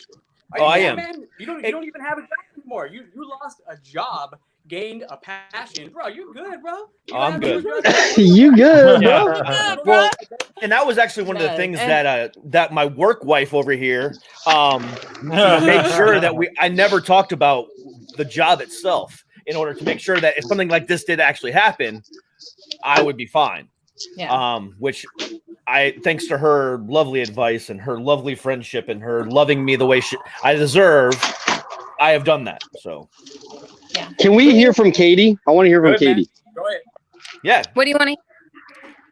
Your opinion on Come on, Katie. You've been sitting there like, yes, I've yes. just been enjoying it. I mean, it's great to hear everybody's opinion on everything. Yeah. You're also a podcaster. You have an opinion. Let's go for it. Hey, wait. No, go ahead. Well, I kind of briefly spoke to Derek about it, like when we were coming on. What bothers me is that they're a Christian-based, and I'm a Christian, but what bothers me is that they're Christian-based. I've been giving you shit. Sorry. Oh no, stuff doesn't bother me. It can't stop. It just comes out. I'm not one of those Christians. I am not one of those Christians whatsoever. Okay. Yeah. But it bothers me that a place that talks about core values on Christianity is not living up to what they're saying. Like, you are making judgments on somebody and you're doing everything wrong. Like, you're supposed to be accepting of everybody, and this is on your time, Derek. Yeah. So what does that have to do with your job? And that's the question that everybody was wanting to know. Yeah, it has nothing to do with your job. But like Social Butterfly and everybody else said, I think it was a blessing. Oh, absolutely. For what happened, because now you can concentrate on your podcast and you're going to do awesome. It's going to be up from here for you. Absolutely, because now I can focus strictly on the podcast. I can focus strictly on my social media, following, and my stand-up comedy that I do as well, and also the voiceover work that I do as well. That's right. So I mean, there's so much that I have going on that I'm not worried about it. And the thing that upsets me the most is that I was upset about it because I knew this was coming and I was prepared for it. I've been prepared for it since that first conversation back in May or June. And now that it's actually happened, I'm pissed off at myself because I'm upset about it. And I promised myself I wasn't going to be. Yeah. And now that but the moment that all day long, so my depression and my bipolar and my anxiety has been kicking my ass today. I haven't even gotten out of bed up until the point where I came downstairs today. Mm-hmm. You just got out of bed for us, didn't you? I did. Aww. I have been literally laying in my bed all day long watching reruns of Family Guy all day long just to try to get myself to laugh. Yeah. And the moment I came down here and I turned on my computer and I turned on my webcam and my mic and put my headphones on, everything went away. Now you know. And now I've been watching. Suck it. And I've been watching the viewership, and this is the highest viewership I've ever had tonight. Oh. Really? That's awesome. Congratulations. Well, you promoted the fucking hell out of it. So did we. Because the thing about it is, I'm not done with this either. Because I'm gonna do something that has never been done, as far as I'm aware. Again, on podcasting platforms, starting next week, where I'm gonna have a live band twice on every week. Doing a live summer show on the air and giving everybody an option for a free concert to watch right here on my channel every week. Nice. And I have got literally 25 bands booked for the next 2 months. Wow. Nice. That's awesome. So I'm not done. This is only the fucking beginning. Just wait and see. And some of them are national acts. Some of them are local acts that I'm exposing to my 10,000 listeners a day. So, I'm giving so much opportunity to other people. Like, I'm helping you guys out tonight because I really wanted to have this conversation. And then I'm doing all these things. And I just feel more confident now at an hour and 40 minutes into this conversation than I did prior to it this day, because I was down in the dumps. I was feeling horrible today, but you guys have really kind of shifted. I don't like to say I told you so, but in this case, I feel like so here's what she's talking about. So here's what she's talking about. Yesterday, I had a feeling something was going to happen today, and I was really down yesterday, and I was also typing up a bio for my PR agent so she can do a press release on me as well. And I started typing this up, and I was just reading through my life story, and I'm like, damn, I've lived a shitty fucking life. And I was just really down in the dumps. She called me, Kat did, and she goes, don't worry, in 24 hours, everything's going to be better. Well, in that course of that 24 hours, I got fired. Oh, no. And then I got told no on a really big voiceover deal that I had that I didn't get the audition on, which sucked. And 24 hours came and went at 2:00 this afternoon. However, a few hours later, so she was about 6 hours late. It was close. It was close.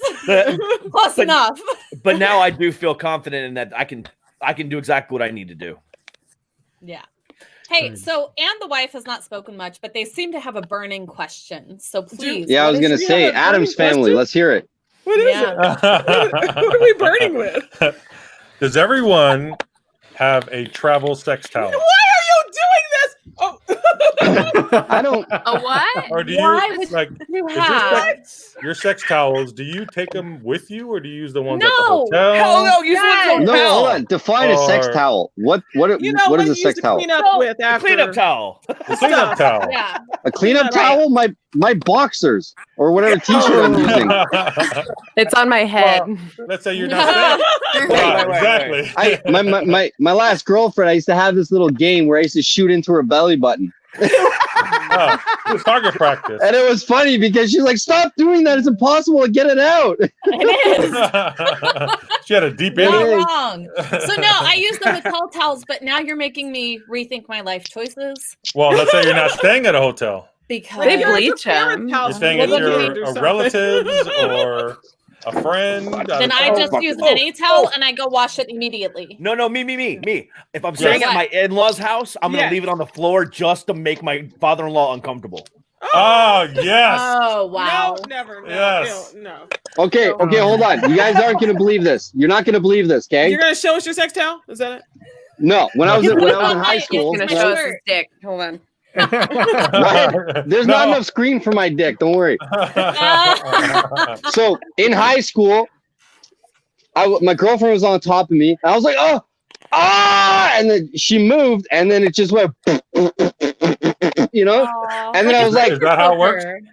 I'm looking around trying to clean it. I'm like, Wait. where the fuck did it go? And we're like, me and her looking around, like, where is it? Is it on the table? Is it on the fuck? We couldn't find it. Oh yeah, exactly. So once we lie down and go fucking sleep, we're looking like, oh, there it is, and it's like, it's like stringing off the ceiling. Either that's how sex works, or I just don't know how sex works. That was a weird ass sex story. That was one of the greatest sex stories ever. Yeah. Bam Bam story, man. I bam that shit right to the ceiling. Nice. Oh man, Bam Bam, you and I need to collab more often. You know what though? When I was a kid, I remember we used to sit at the back of the bus because I wanted to be cool, and the only way you could be cool is if you sat with the kids at the back, and they tried to explain sex to me once.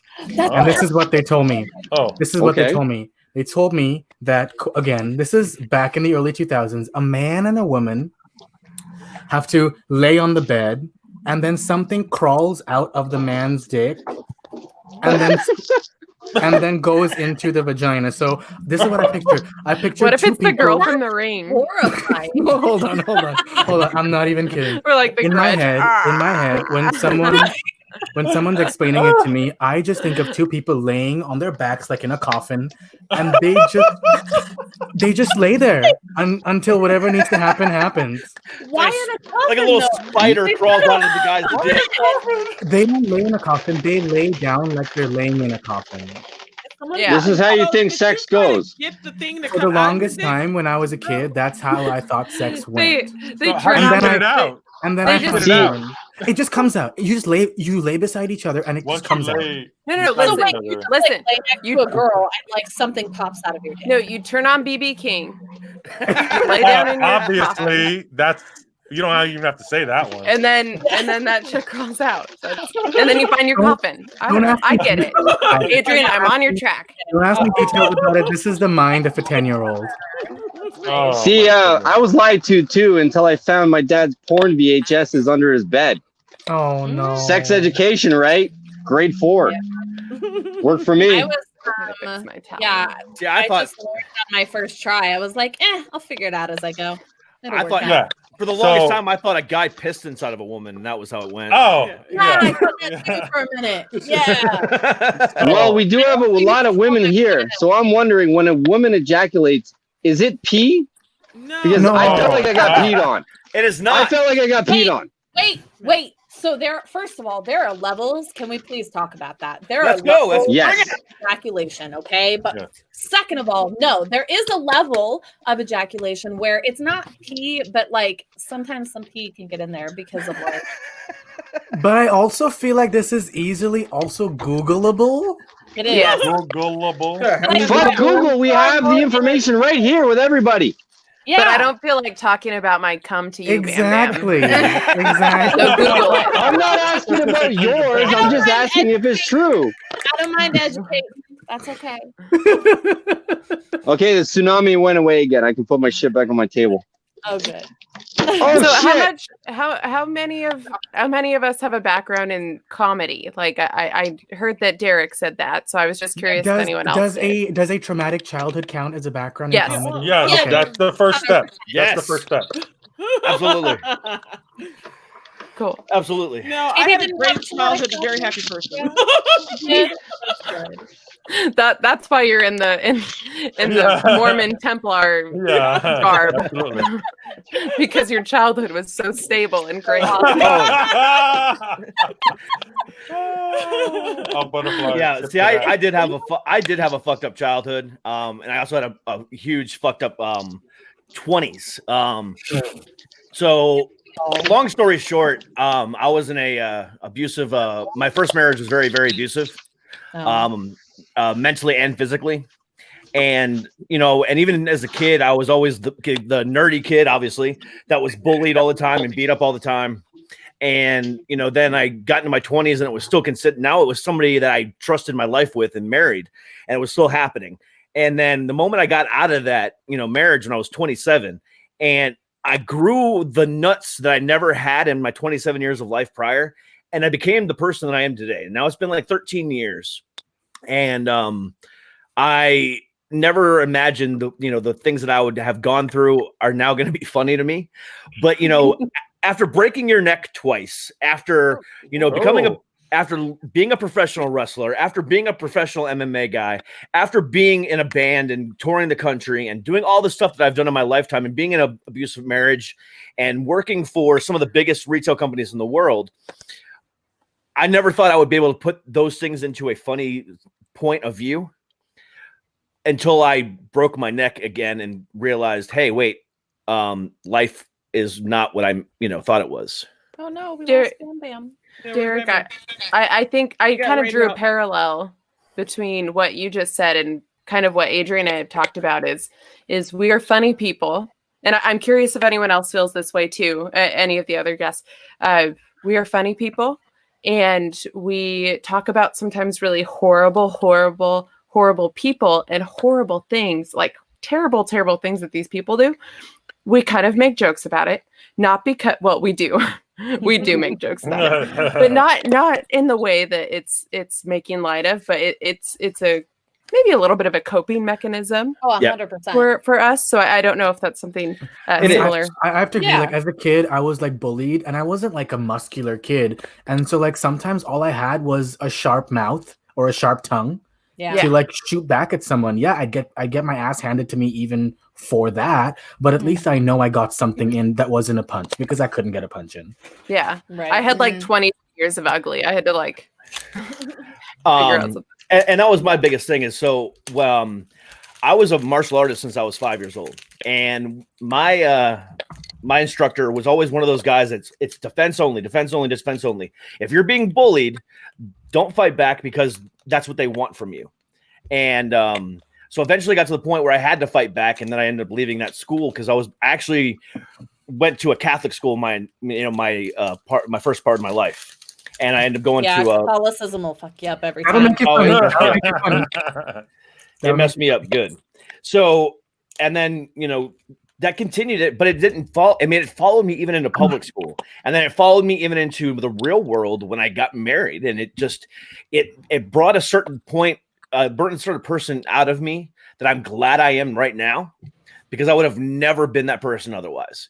And now I can go up on stage and I can talk about, that kind of stuff. And the fact that my ex-wife, the day I mentioned that I wanted to get a divorce from her, literally took off her fucking wedding ring and put it in a poop diaper and threw it out right there in front of me. And she was the abusive one. Do be like that. Yeah. Abuse cycles do be like that. Yeah. Yep. And she did it as a defense mechanism. And I left. I just, I never, I don't regret it to this day, but be able to talk about that on stage or talk about it on a live forum like this, I never thought I would be able to. And I'm glad that I can now. Yeah. Yeah. Same. Mm-hmm. I'm sorry, guys. My kid has been calling for me and I have to go. I promised her we were going to play Minecraft. So we got to go play Minecraft before bed. So. Bye, Kat. Thank you. Bye, Kat. Bye, Kat. Bye. I just came back and now you're going. Oh, she gone. Yep. My bad. Tsunami came. Battery died. What about y'all, like, for Social Butterfly and Kate, right, of Two Girls Up in a Podcast? What about y'all? Like, what is your sort of because y'all said yours isn't necessarily a comedy podcast. So where do you think your influence to kind of do this sort of this genre, if I can say that, this genre came from? So yeah, like the more inspirational sort of kind. Like, are you asking where like our inspiration came from? Yeah, to start the podcast? as kids, what kind of inspired you to kind of get from where you were to where you are now, producing the content you are producing? Well, I have to say probably, me and Jen together, because we've been friends for so long, we inspired each other. But mostly my mom, I'd have to say. I thankfully had a good upbringing, and I wasn't bullied very much. But I was kind of one of those people that was like the outcast, but I wasn't the outcast. You just kind of like were there. It's kind of like a wallflower a little bit. Yeah. Okay. So, I don't really know. I'd say Jen probably inspired me mostly through my life because how long have y'all been friends for? So 97? 97. We've been friends. Nice.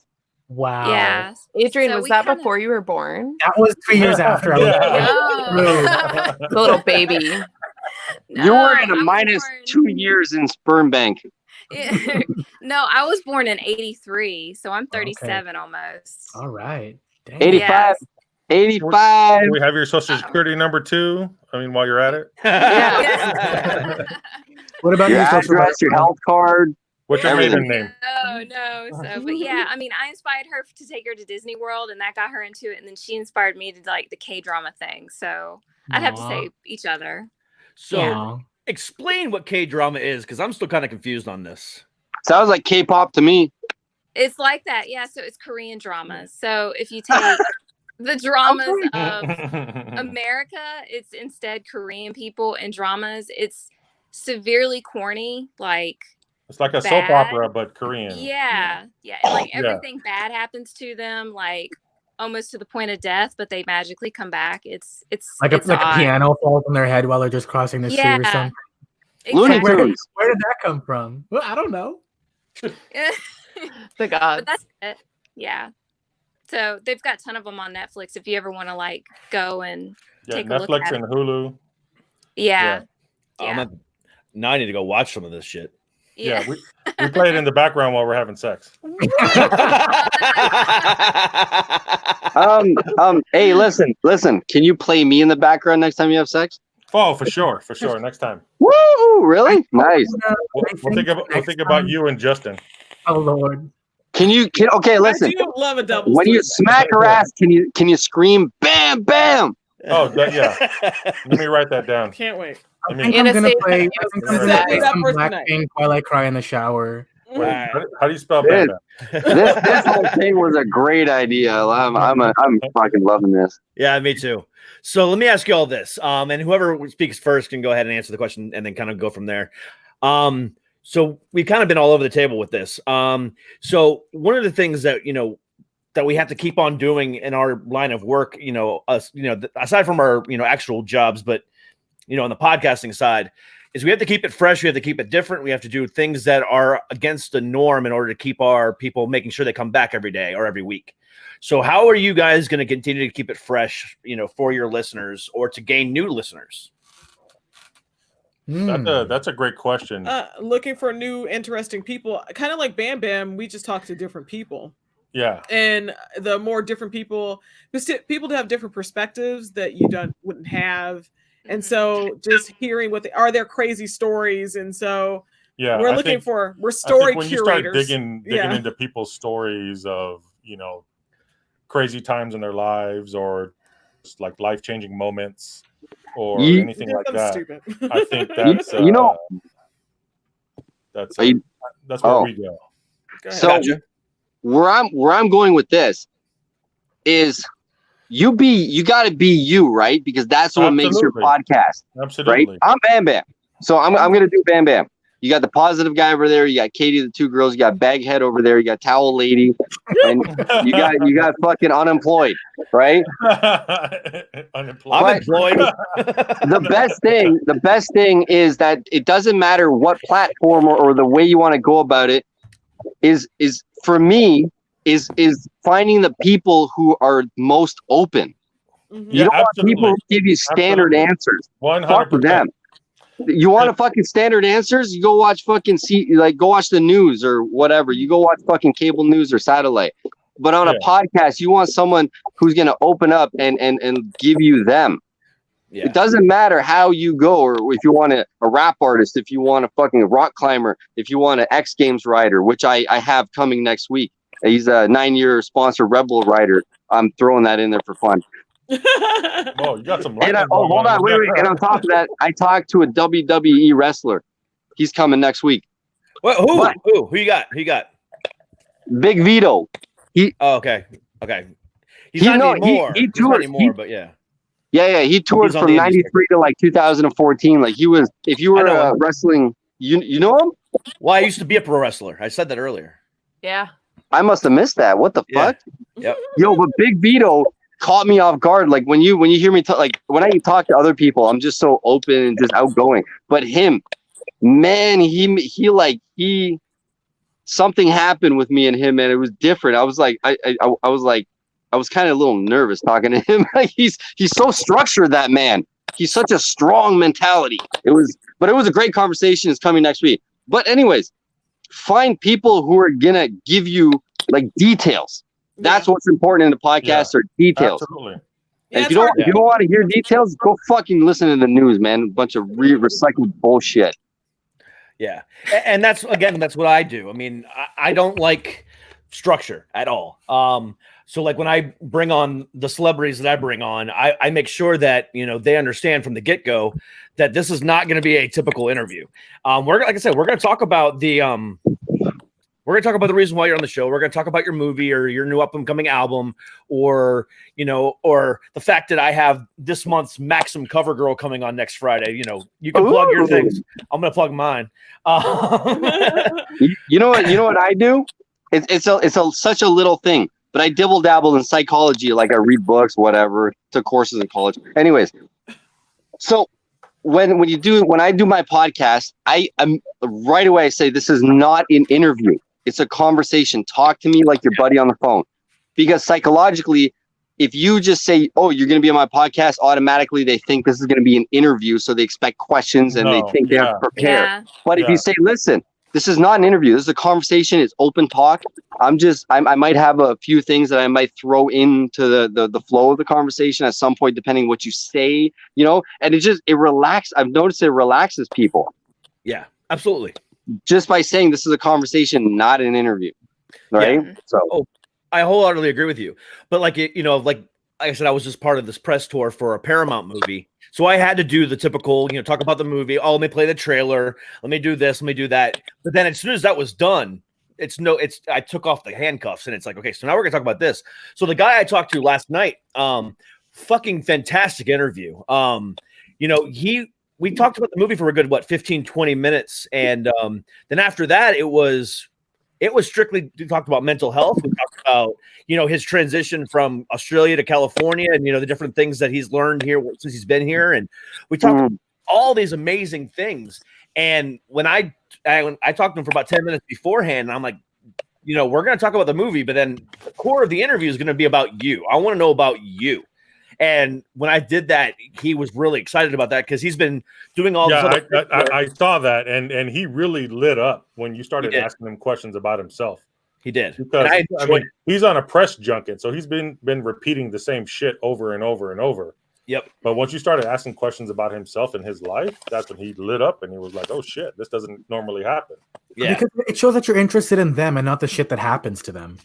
Yeah, exactly. Right? And that's what I love. That's why I love, interviewing celebrities, and I love working with, the PR people that I work with, because they give me an opportunity to be who I am, but at the same time allow the celebrity to actually come through instead of just being, oh, here's an actor, here's going to talk about his movie. No, it's talk to this person, get this person to open up, and let's go ahead and make him big. Let's find more out about him. Let's go ahead and do what I got to do. And I take that full advantage of that.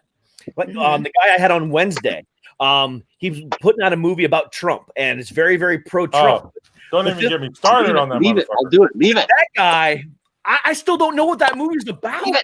Yeah, that movie is crazy. It's like, I'm not sure if it's a pro-Trump movie. He said it was. He said it was, but at the same time, he's not pro-Trump. At least that's the perception I got. He is. He just didn't want to say it. Yeah. See, I don't know. I was confused by that. I really was. Really quick, Derek, I have to head out. Yeah. But I just have to say thank you so much for putting this on. Yeah. You have so much heart for what you're talking about, what you're doing, and for supporting other podcasters, which is awesome. We love your show. We totally stand by you with all this bullshit that's happening with your work, and we're really excited for you to keep doing great content. So thank you again for letting us on your show, and we're excited to reach out to everyone, and I feel like this has gotten me really excited to collaborate with people. So yeah. Thanks. It's always something Louise and I talked about, and this really kind of inspires us to move forward with that. So I really appreciate it. I'm also gonna head out with Louise because I freaking haven't eaten. So Yeah. but it was Hey, well, so no, we amazing appreciate it. talking I about. appreciate Thank it. you. Thank you very much. It's been a Listen, pleasure talking to you guys. motherfucker, you can't cross the border to get to Canada. Justin Trudeau will not allow you to see him. I'm a I gotta reptile say- lister.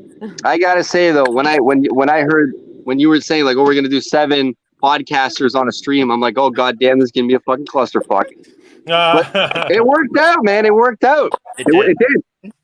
I didn't know what I was getting into. I was like, is he gonna have a structure of asking questions? People are gonna be bumbling, jumbling over each other, and it's gonna be like a fucked up gangbang, but it worked out in the best way. A little Supposed bit. to regular big gangbang.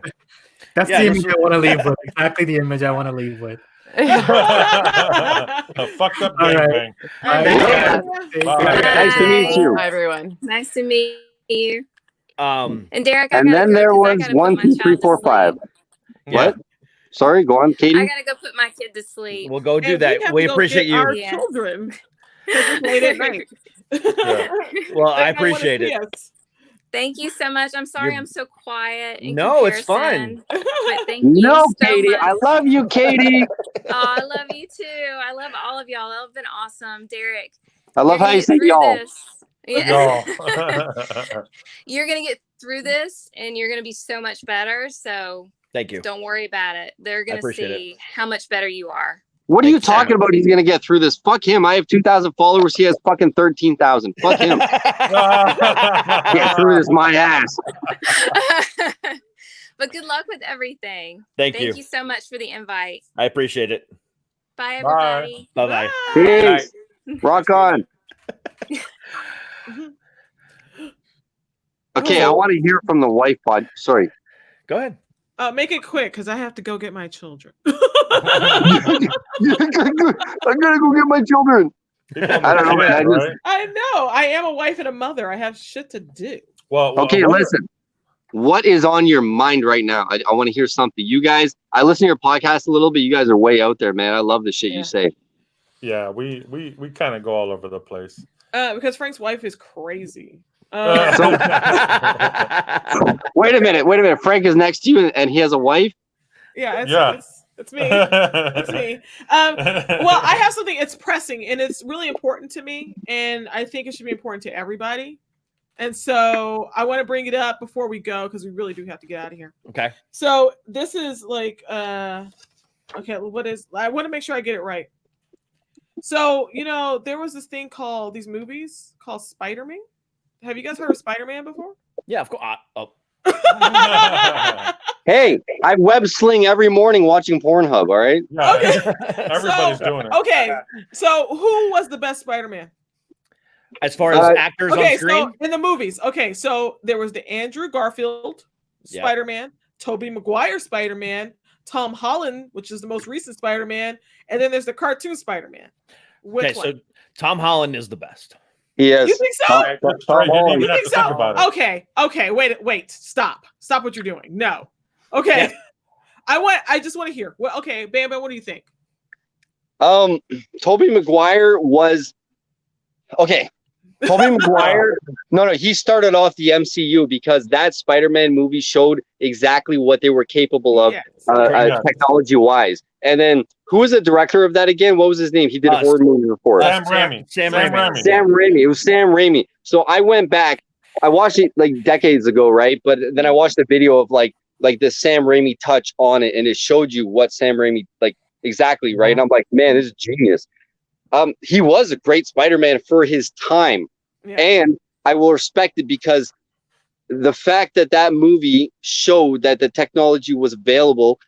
That's pretty much what baby birth fucking Marvel Cinematic Universe. So So Mr. Social Butterfly, what do you think? What? What's your favorite one?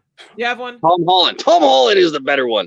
No, I do. Acting wise, is better. I'm gonna pretty much piggyback off of what Bam Bam said. Yeah, I have much love and much respect for Tobey Maguire because the first Spider-Man was amazing, no pun intended. But to be perfectly honest, and I get it, it's kind of an unfair advantage because Tom Holland jumped into the MCU when they were already, destroying everything. And I'm a huge MCU fan. I mean, I love the MCU. I just finished an MCU marathon. I watched all 23 movies in a row, blah, blah, blah, blah. So that's why I do give Tom. So do you Holland like him because he's the most recent one, or you like him because he's the best one? So what about Andrew Garfield? I like him because he's the best. I don't think we even acknowledge Andrew Garfield. I know. There was do we acknowledge Andrew Garfield at all? I mean, hey, hold on. Why did the lizard in Spider-Man 1 with Andrew Garfield, why did the lizard look like a Goomba from the 1990s fucking Super Mario movie? He looked like why did he have a flat face? Lizard is supposed to be like, like. But here's the thing. So I'm actually very thankful for that. That they fucked it up so bad, because it was the fact that Andrew Garfield fucked it up so good in Amazing Spider-Man 1 and 2 that Sony finally said, "Hey, MCU, can you guys help us? Kevin Feige, can you come help us?" No, you're wrong. The reason they fucked up the Garfield was because after the Tobey Maguire movie, there was a licensing agreement that if they didn't make a movie for 5 years, the rights of Spider-Man would go back to Marvel. And that's why they made the Garfield movie, and it was shit because they were like, we need to make a movie or we're going to lose Spider-Man. Yeah. That's why. Maguire's my favorite. Like that second one where he was like Spawn and he's walking down the street strutting his stuff. Doing the finger guns. Fucking like, best thing ever. Part 3? That was part 3, and that was the worst one. Oh my god, I worst one. It was the worst one, but that part, you gotta admit, that shit was hilarious. It was hilarious. It was. No, but exactly. It was hilarious. It made me feel really uncomfortable. I was like, oh no, he's like a little boy. It was like seems really weird. That's why I liked it. And I don't know if you read the comic books, but it was more like, it wasn't the Amazing Spider-Man. It was more like just Spider-Man. Yeah. It was the original.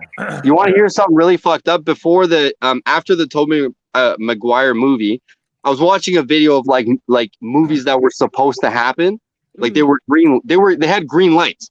And right after Tobey Maguire, before the Andrew Garfield, they actually cast Leonardo DiCaprio as Spider-Man. James Cameron was supposed to direct it, and Arnold Schwarzenegger was supposed to be Dr. Octopus. But he was already freeze. Wow. In fucking Batman. Don't give a No, fuck but this about was supposed to happen. I forget what it was. Something of like creative differences why it didn't fall through. But it was green lit. It was ready to go. Like 3 years after the Tobey Maguire Part 3. No, but I do have a question that we haven't really talked to many, because we don't really know a lot of people who watch like comic book movies or read comic books. Well, you got one right here. Yeah. So in Black Panther, I have my opinion. Oh no! But was Killmonger really the villain in the movie? Get my kids. Yes. Was he actually the villain? The brother, right? Who was the villain in Black Panther? Was it Black Panther or was it Killmonger? It was Killmonger. 100%. No. It was Killmonger. No way, not. Man. No way. Black Panther was the villain, and he was a cheat. All right, hold on a second. Let me ask you this: 1985, the original Karate Kid movie. Who was the villain in that one? The Karate Kid. These guys were minding their own business, and this motherfucker comes in and starts. Hey, I got some knowledge for you right now. Black Panther was supposed to be done in 1992 or 3 with Wesley Snipes. Yeah. So I'll tell you my opinion, and you tell me what you think. Okay. So without Killmonger, would the story have gone the way it was? Because Killmonger opened T'Challa's eyes to like, okay, we have all this technology, we have all this way to help our people. Why are we not doing it to help our people? I think it would have happened either way. It just happened to be that it was Killmonger who did it first. Mm-hmm. But that's my point. I mean, where would we be without Killmonger? Is what I'm saying. He is the person that opened up the eyes and put that into the light and in everybody's minds in the movie. And he tried. I mean, I don't know. I mean, he may have been about it in some weird, fucked up way, but he did bring out like, okay, why are we not doing this? You're isolating yourself and keeping all this for this small city, but you're not sharing it. What Well, the fuck thing is about it problem? is he was trying to keep the traditions alive of his African culture, because they were trying, because there was 5 different tribes and they all had to agree to be able to do that. So it did kind of take Killmonger, who kind of came out and made it happen, but at the same time, it needed to be a consensus between the tribes in order to be able to do that. It's like once you find out that this thing exists, why wouldn't you share it with people? Like we can go back to me personally when I grew up very poor, and in the field that I work in, it opened my eyes up to how other people live in general. Mm-hmm. Yeah. And how to bring myself out of my situation into and leap into a much better situation. If but my eyes weren't opened up to that, I would still be a poor kid, fucking around in the streets. You have money, and I wait a can't minute. live like that. What was the situation that opened up your eyes to that?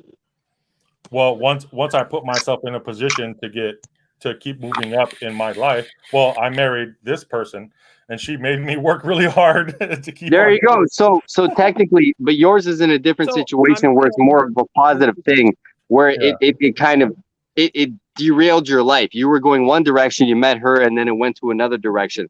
This is why Marvel is beautiful, because Marvel has taken every character and caused situations that caused like a ripple effect. Okay, like the Black Panther Society was going in one effect, and then the Munger came, and it caused a fucking imbalance. And then from that imbalance, they realized things and moved on. It's the same thing as Ant-Man. When Ant-Man happened, everyone's like, oh my God, they're just pushing characters. And then after you watch the movie, you're like, oh my God, Ant-Man movie is like one of the most important movies because it's showing you the quantum realm.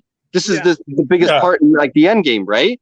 Mm-hmm. So and it's the same thing when they created Vision. Vision came because he had to take out Ultron, right? Everyone's like, Ultron's such a stupid villain. It's like, wait a minute, but because of Ultron, Vision got created. Because of Vision, now he took out Ultron, and it became the team, right? Like it was all a ripple effect, and it was all very necessary.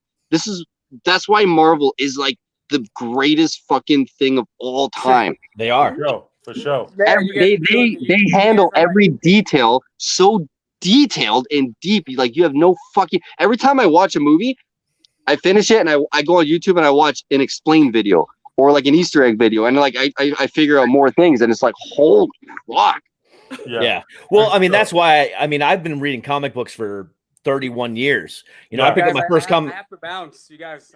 Hey. I gotta roll. Hey. Bye. I've been I like you. I like you. This conversation's in my wheelhouse. I love the MCU. Thanks for the butterfly. But it was a pleasure meeting all of you. You too. I wish my technical issues didn't happen at the beginning. I'd have had more time and able to speak more. But I appreciate the moments I did get to speak, and it's been fantastic meeting all y'all guys. It has. Derek, it's been a pleasure, brother. Thanks for putting this together. It's been great, man. It's been freaking awesome. I love collaborating. I love meeting new people. I love having conversations and whatnot. And dude, you're already fine. They're talking about you're gonna get through this. You're already through it. It's already past you, bro. That's all history, man. You're doing what you want to do. You're doing what you're gonna do. You're gonna do. That shit's old news, man. Right old now. News. You're good, baby. Okay. Thank you. Good. It's been a pleasure, man. I'll talk Appreciate to you it. guys Thank you. next time, okay? You too. Hey, hold on before you leave. Yeah. Get a better internet provider. Fuck's sake. I earned that one. And you know what's funny right now? It's working good, man. Yeah. All right, man. It's been a pleasure. Appreciate it. Thank you. Peace out, brother. Peace out. But anyway, back to what I was saying. I've been reading comic books for 31 years. So when I watch it, I literally last year during Endgame, like bawled my eyes out for the last half of the movie. Because so did I. Because it wasn't about it was sad or was this. It was my childhood now seeing something that I've been reading majority of my childhood life and my adult life. I picked up my first comic book at 8 years old, and it was the Black Suit Spider-Man back before he was Venom. And to see it finally come to fruition on screen, and to hear for the first time ever on screen after 23 movies and 10 years of watching it, to see Chris Evans sit there and say, Avengers Assemble, was the greatest thing in cinematic history in my view. I mean, that was, Yeah, you know, we just rewatched that 2 days ago. So did I watched it on Father's Day. Yeah. I got chills in my body when he said that. Yeah, it was incredible. I still get it. I mean, I've watched that movie probably 30 times since last year, and I can't get enough of it. You know, it's just that finally, you know, like I said, that final nail in the coffin, and to see what's going to happen next, I cannot wait.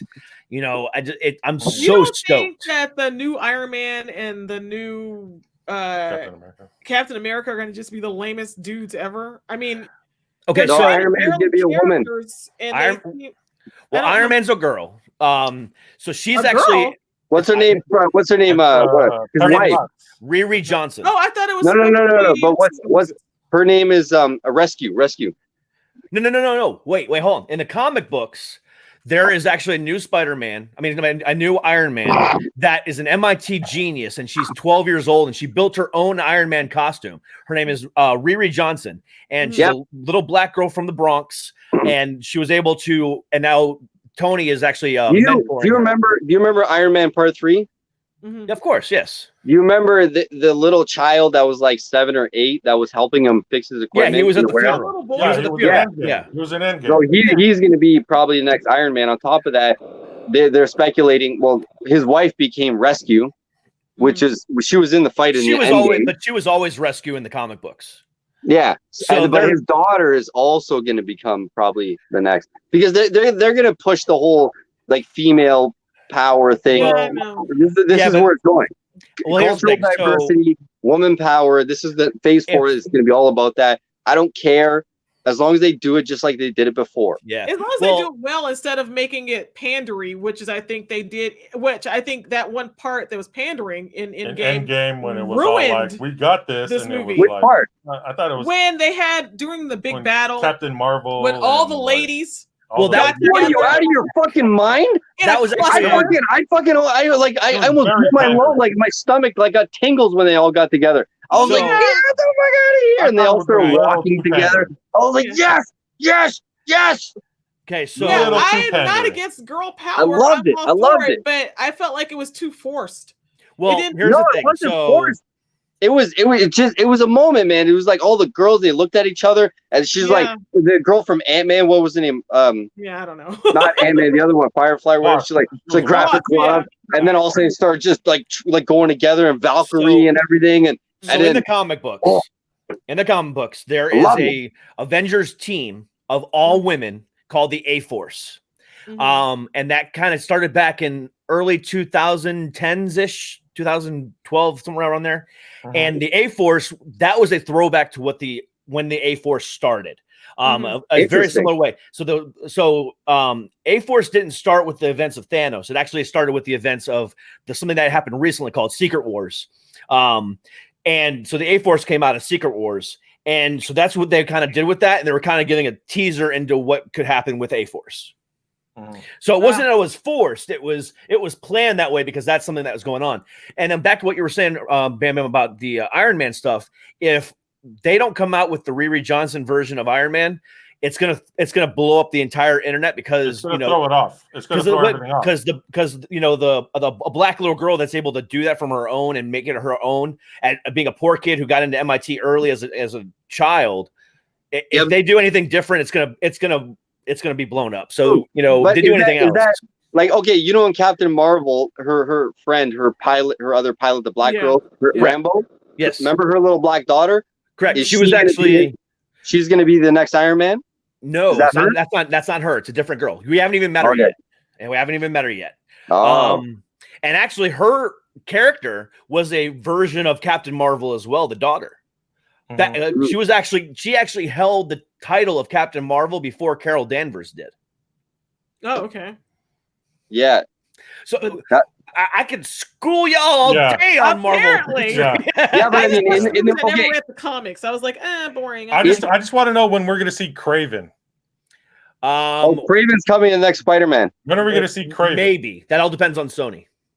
Yeah, no, I've been reading like speculation that he's going to be the next one in the next Spider-Man. It would be nice. The Craven series and all the crossovers between all the different versions of the comic books. Venom is coming to Marvel. So good. But anyway. Maybe. So here's the problem that we have. So Sony still technically owns the film rights to Spider-Man because of the deal that that was made in the 90s in order to save the Marvel comic books. So they have a lifetime contract on that can never get rid of it unless they don't make a movie for a certain amount of time.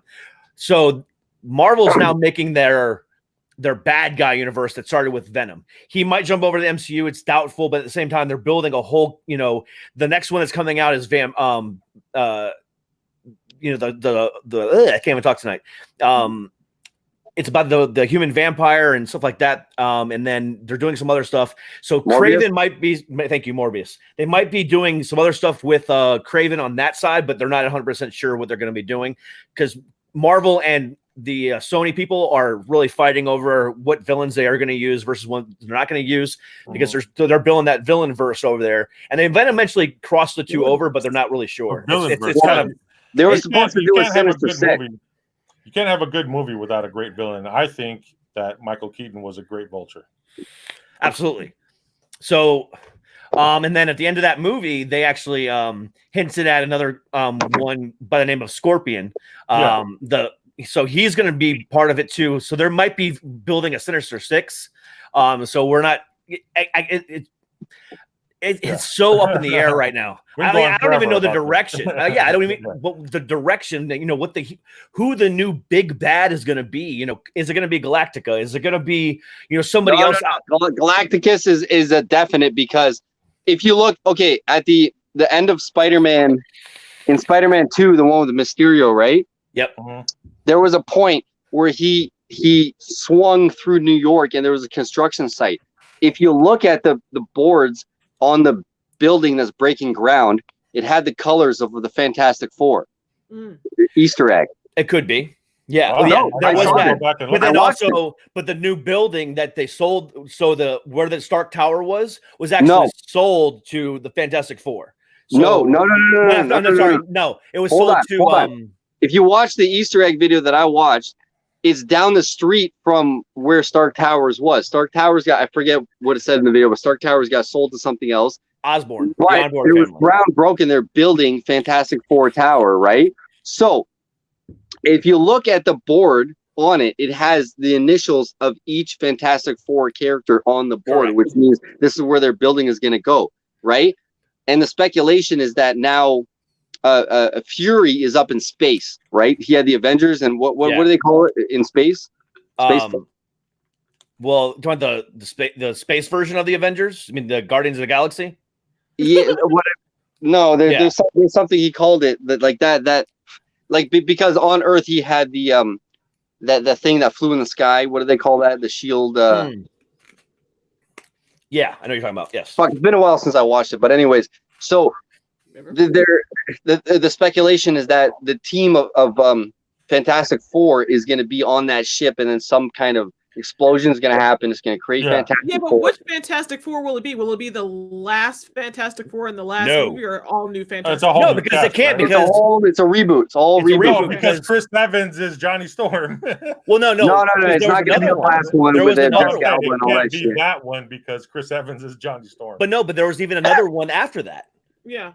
That was terrible. Terrible. Well, the thing about it is that guy, there was one of the guys that was actually Killmonger. So they can't even use that team either. No. Yeah, it was terrible. It was terrible. It was terrible. Marvel accumulated. They bought out Fox. My memory. Yeah. So Marvel bought out Fox. They have all the rights to all kinds of characters, X-Men, Fantastic Four, everything that Fox owned. It all depends. So they even put it on the list that Fantastic Four is going to be in Phase 4. Yeah. So I can't wait. But if go Google Fantastic Four Easter eggs in the MCU, you'll see what I'm talking about. And when you see it, you can't unsee it. It's happening. It's coming. Well, so all right, Stark guys, Tower. we got to head out, man. Hey, we have gotta get those Sorry kids. about it. We got to go get them. Our get them babysitters kids. will kill us. Yeah. Well, Hey, hold on. Before you go, Yes. do you recognize this tune? Dun-dun-dun-dun, Da-na-na-na. Adam's Family. Da-na-na-na. Da-na-na-na. Oh, you got it. Yeah. Yeah, that's Alright. Adam's Family. Thanks a lot, Derek, man. You're gonna way make it, man. It's a great Thank show. you so much. This is super awesome. Nice to meet you guys. We Bam appreciate it. Bam, Derek, you guys are, Thanks to everybody. thumbs up. All that Yeah, Rock on, brother. Rock appreciate it. on. See ya. Bye, guys. Thanks. All right. So I think it was time to call it a night. It's been 2.5 hours. Holy fuck. I know, man. Can you believe I'm the last one standing? I had a feeling. I had a feeling. But dude, it's been a hell of a fucking night. Let me tell you. Before you go, how did you have a feeling I was going to be the last one standing? Because you're very similar than I am. You and I have very similar personalities, so we're on the same page, bud. Okay, well, what I want to know is, how did you scout me out to like bring me onto this? Because again, you have been on my page since day one, and I've been following you since day one as well. So I was like, I had to have you on. Love it. I love it. Awesome. Yep. I had a feeling about that, man. Honestly, I love all the shit that you put out and what you're doing. And I'm sorry, I don't watch your podcast as much as like maybe other people. I do what I can. I listen to a lot of material, but I check it out here and there and see how it's going. And I love supporting the podcast community, brother. Yeah, me too. And tonight was definitely the one of the best ways I could have done it. So I'm really happy. I'm really, really happy the way it turned out. It turned out very fucking well. Let me tell you. It did a lot better. I had a feeling it was going to turn into a clusterfuck as well, but at the same time, I had a feeling it was not going to. But so I'm glad it didn't, and I'm glad it turned out the way it did. It was awesome.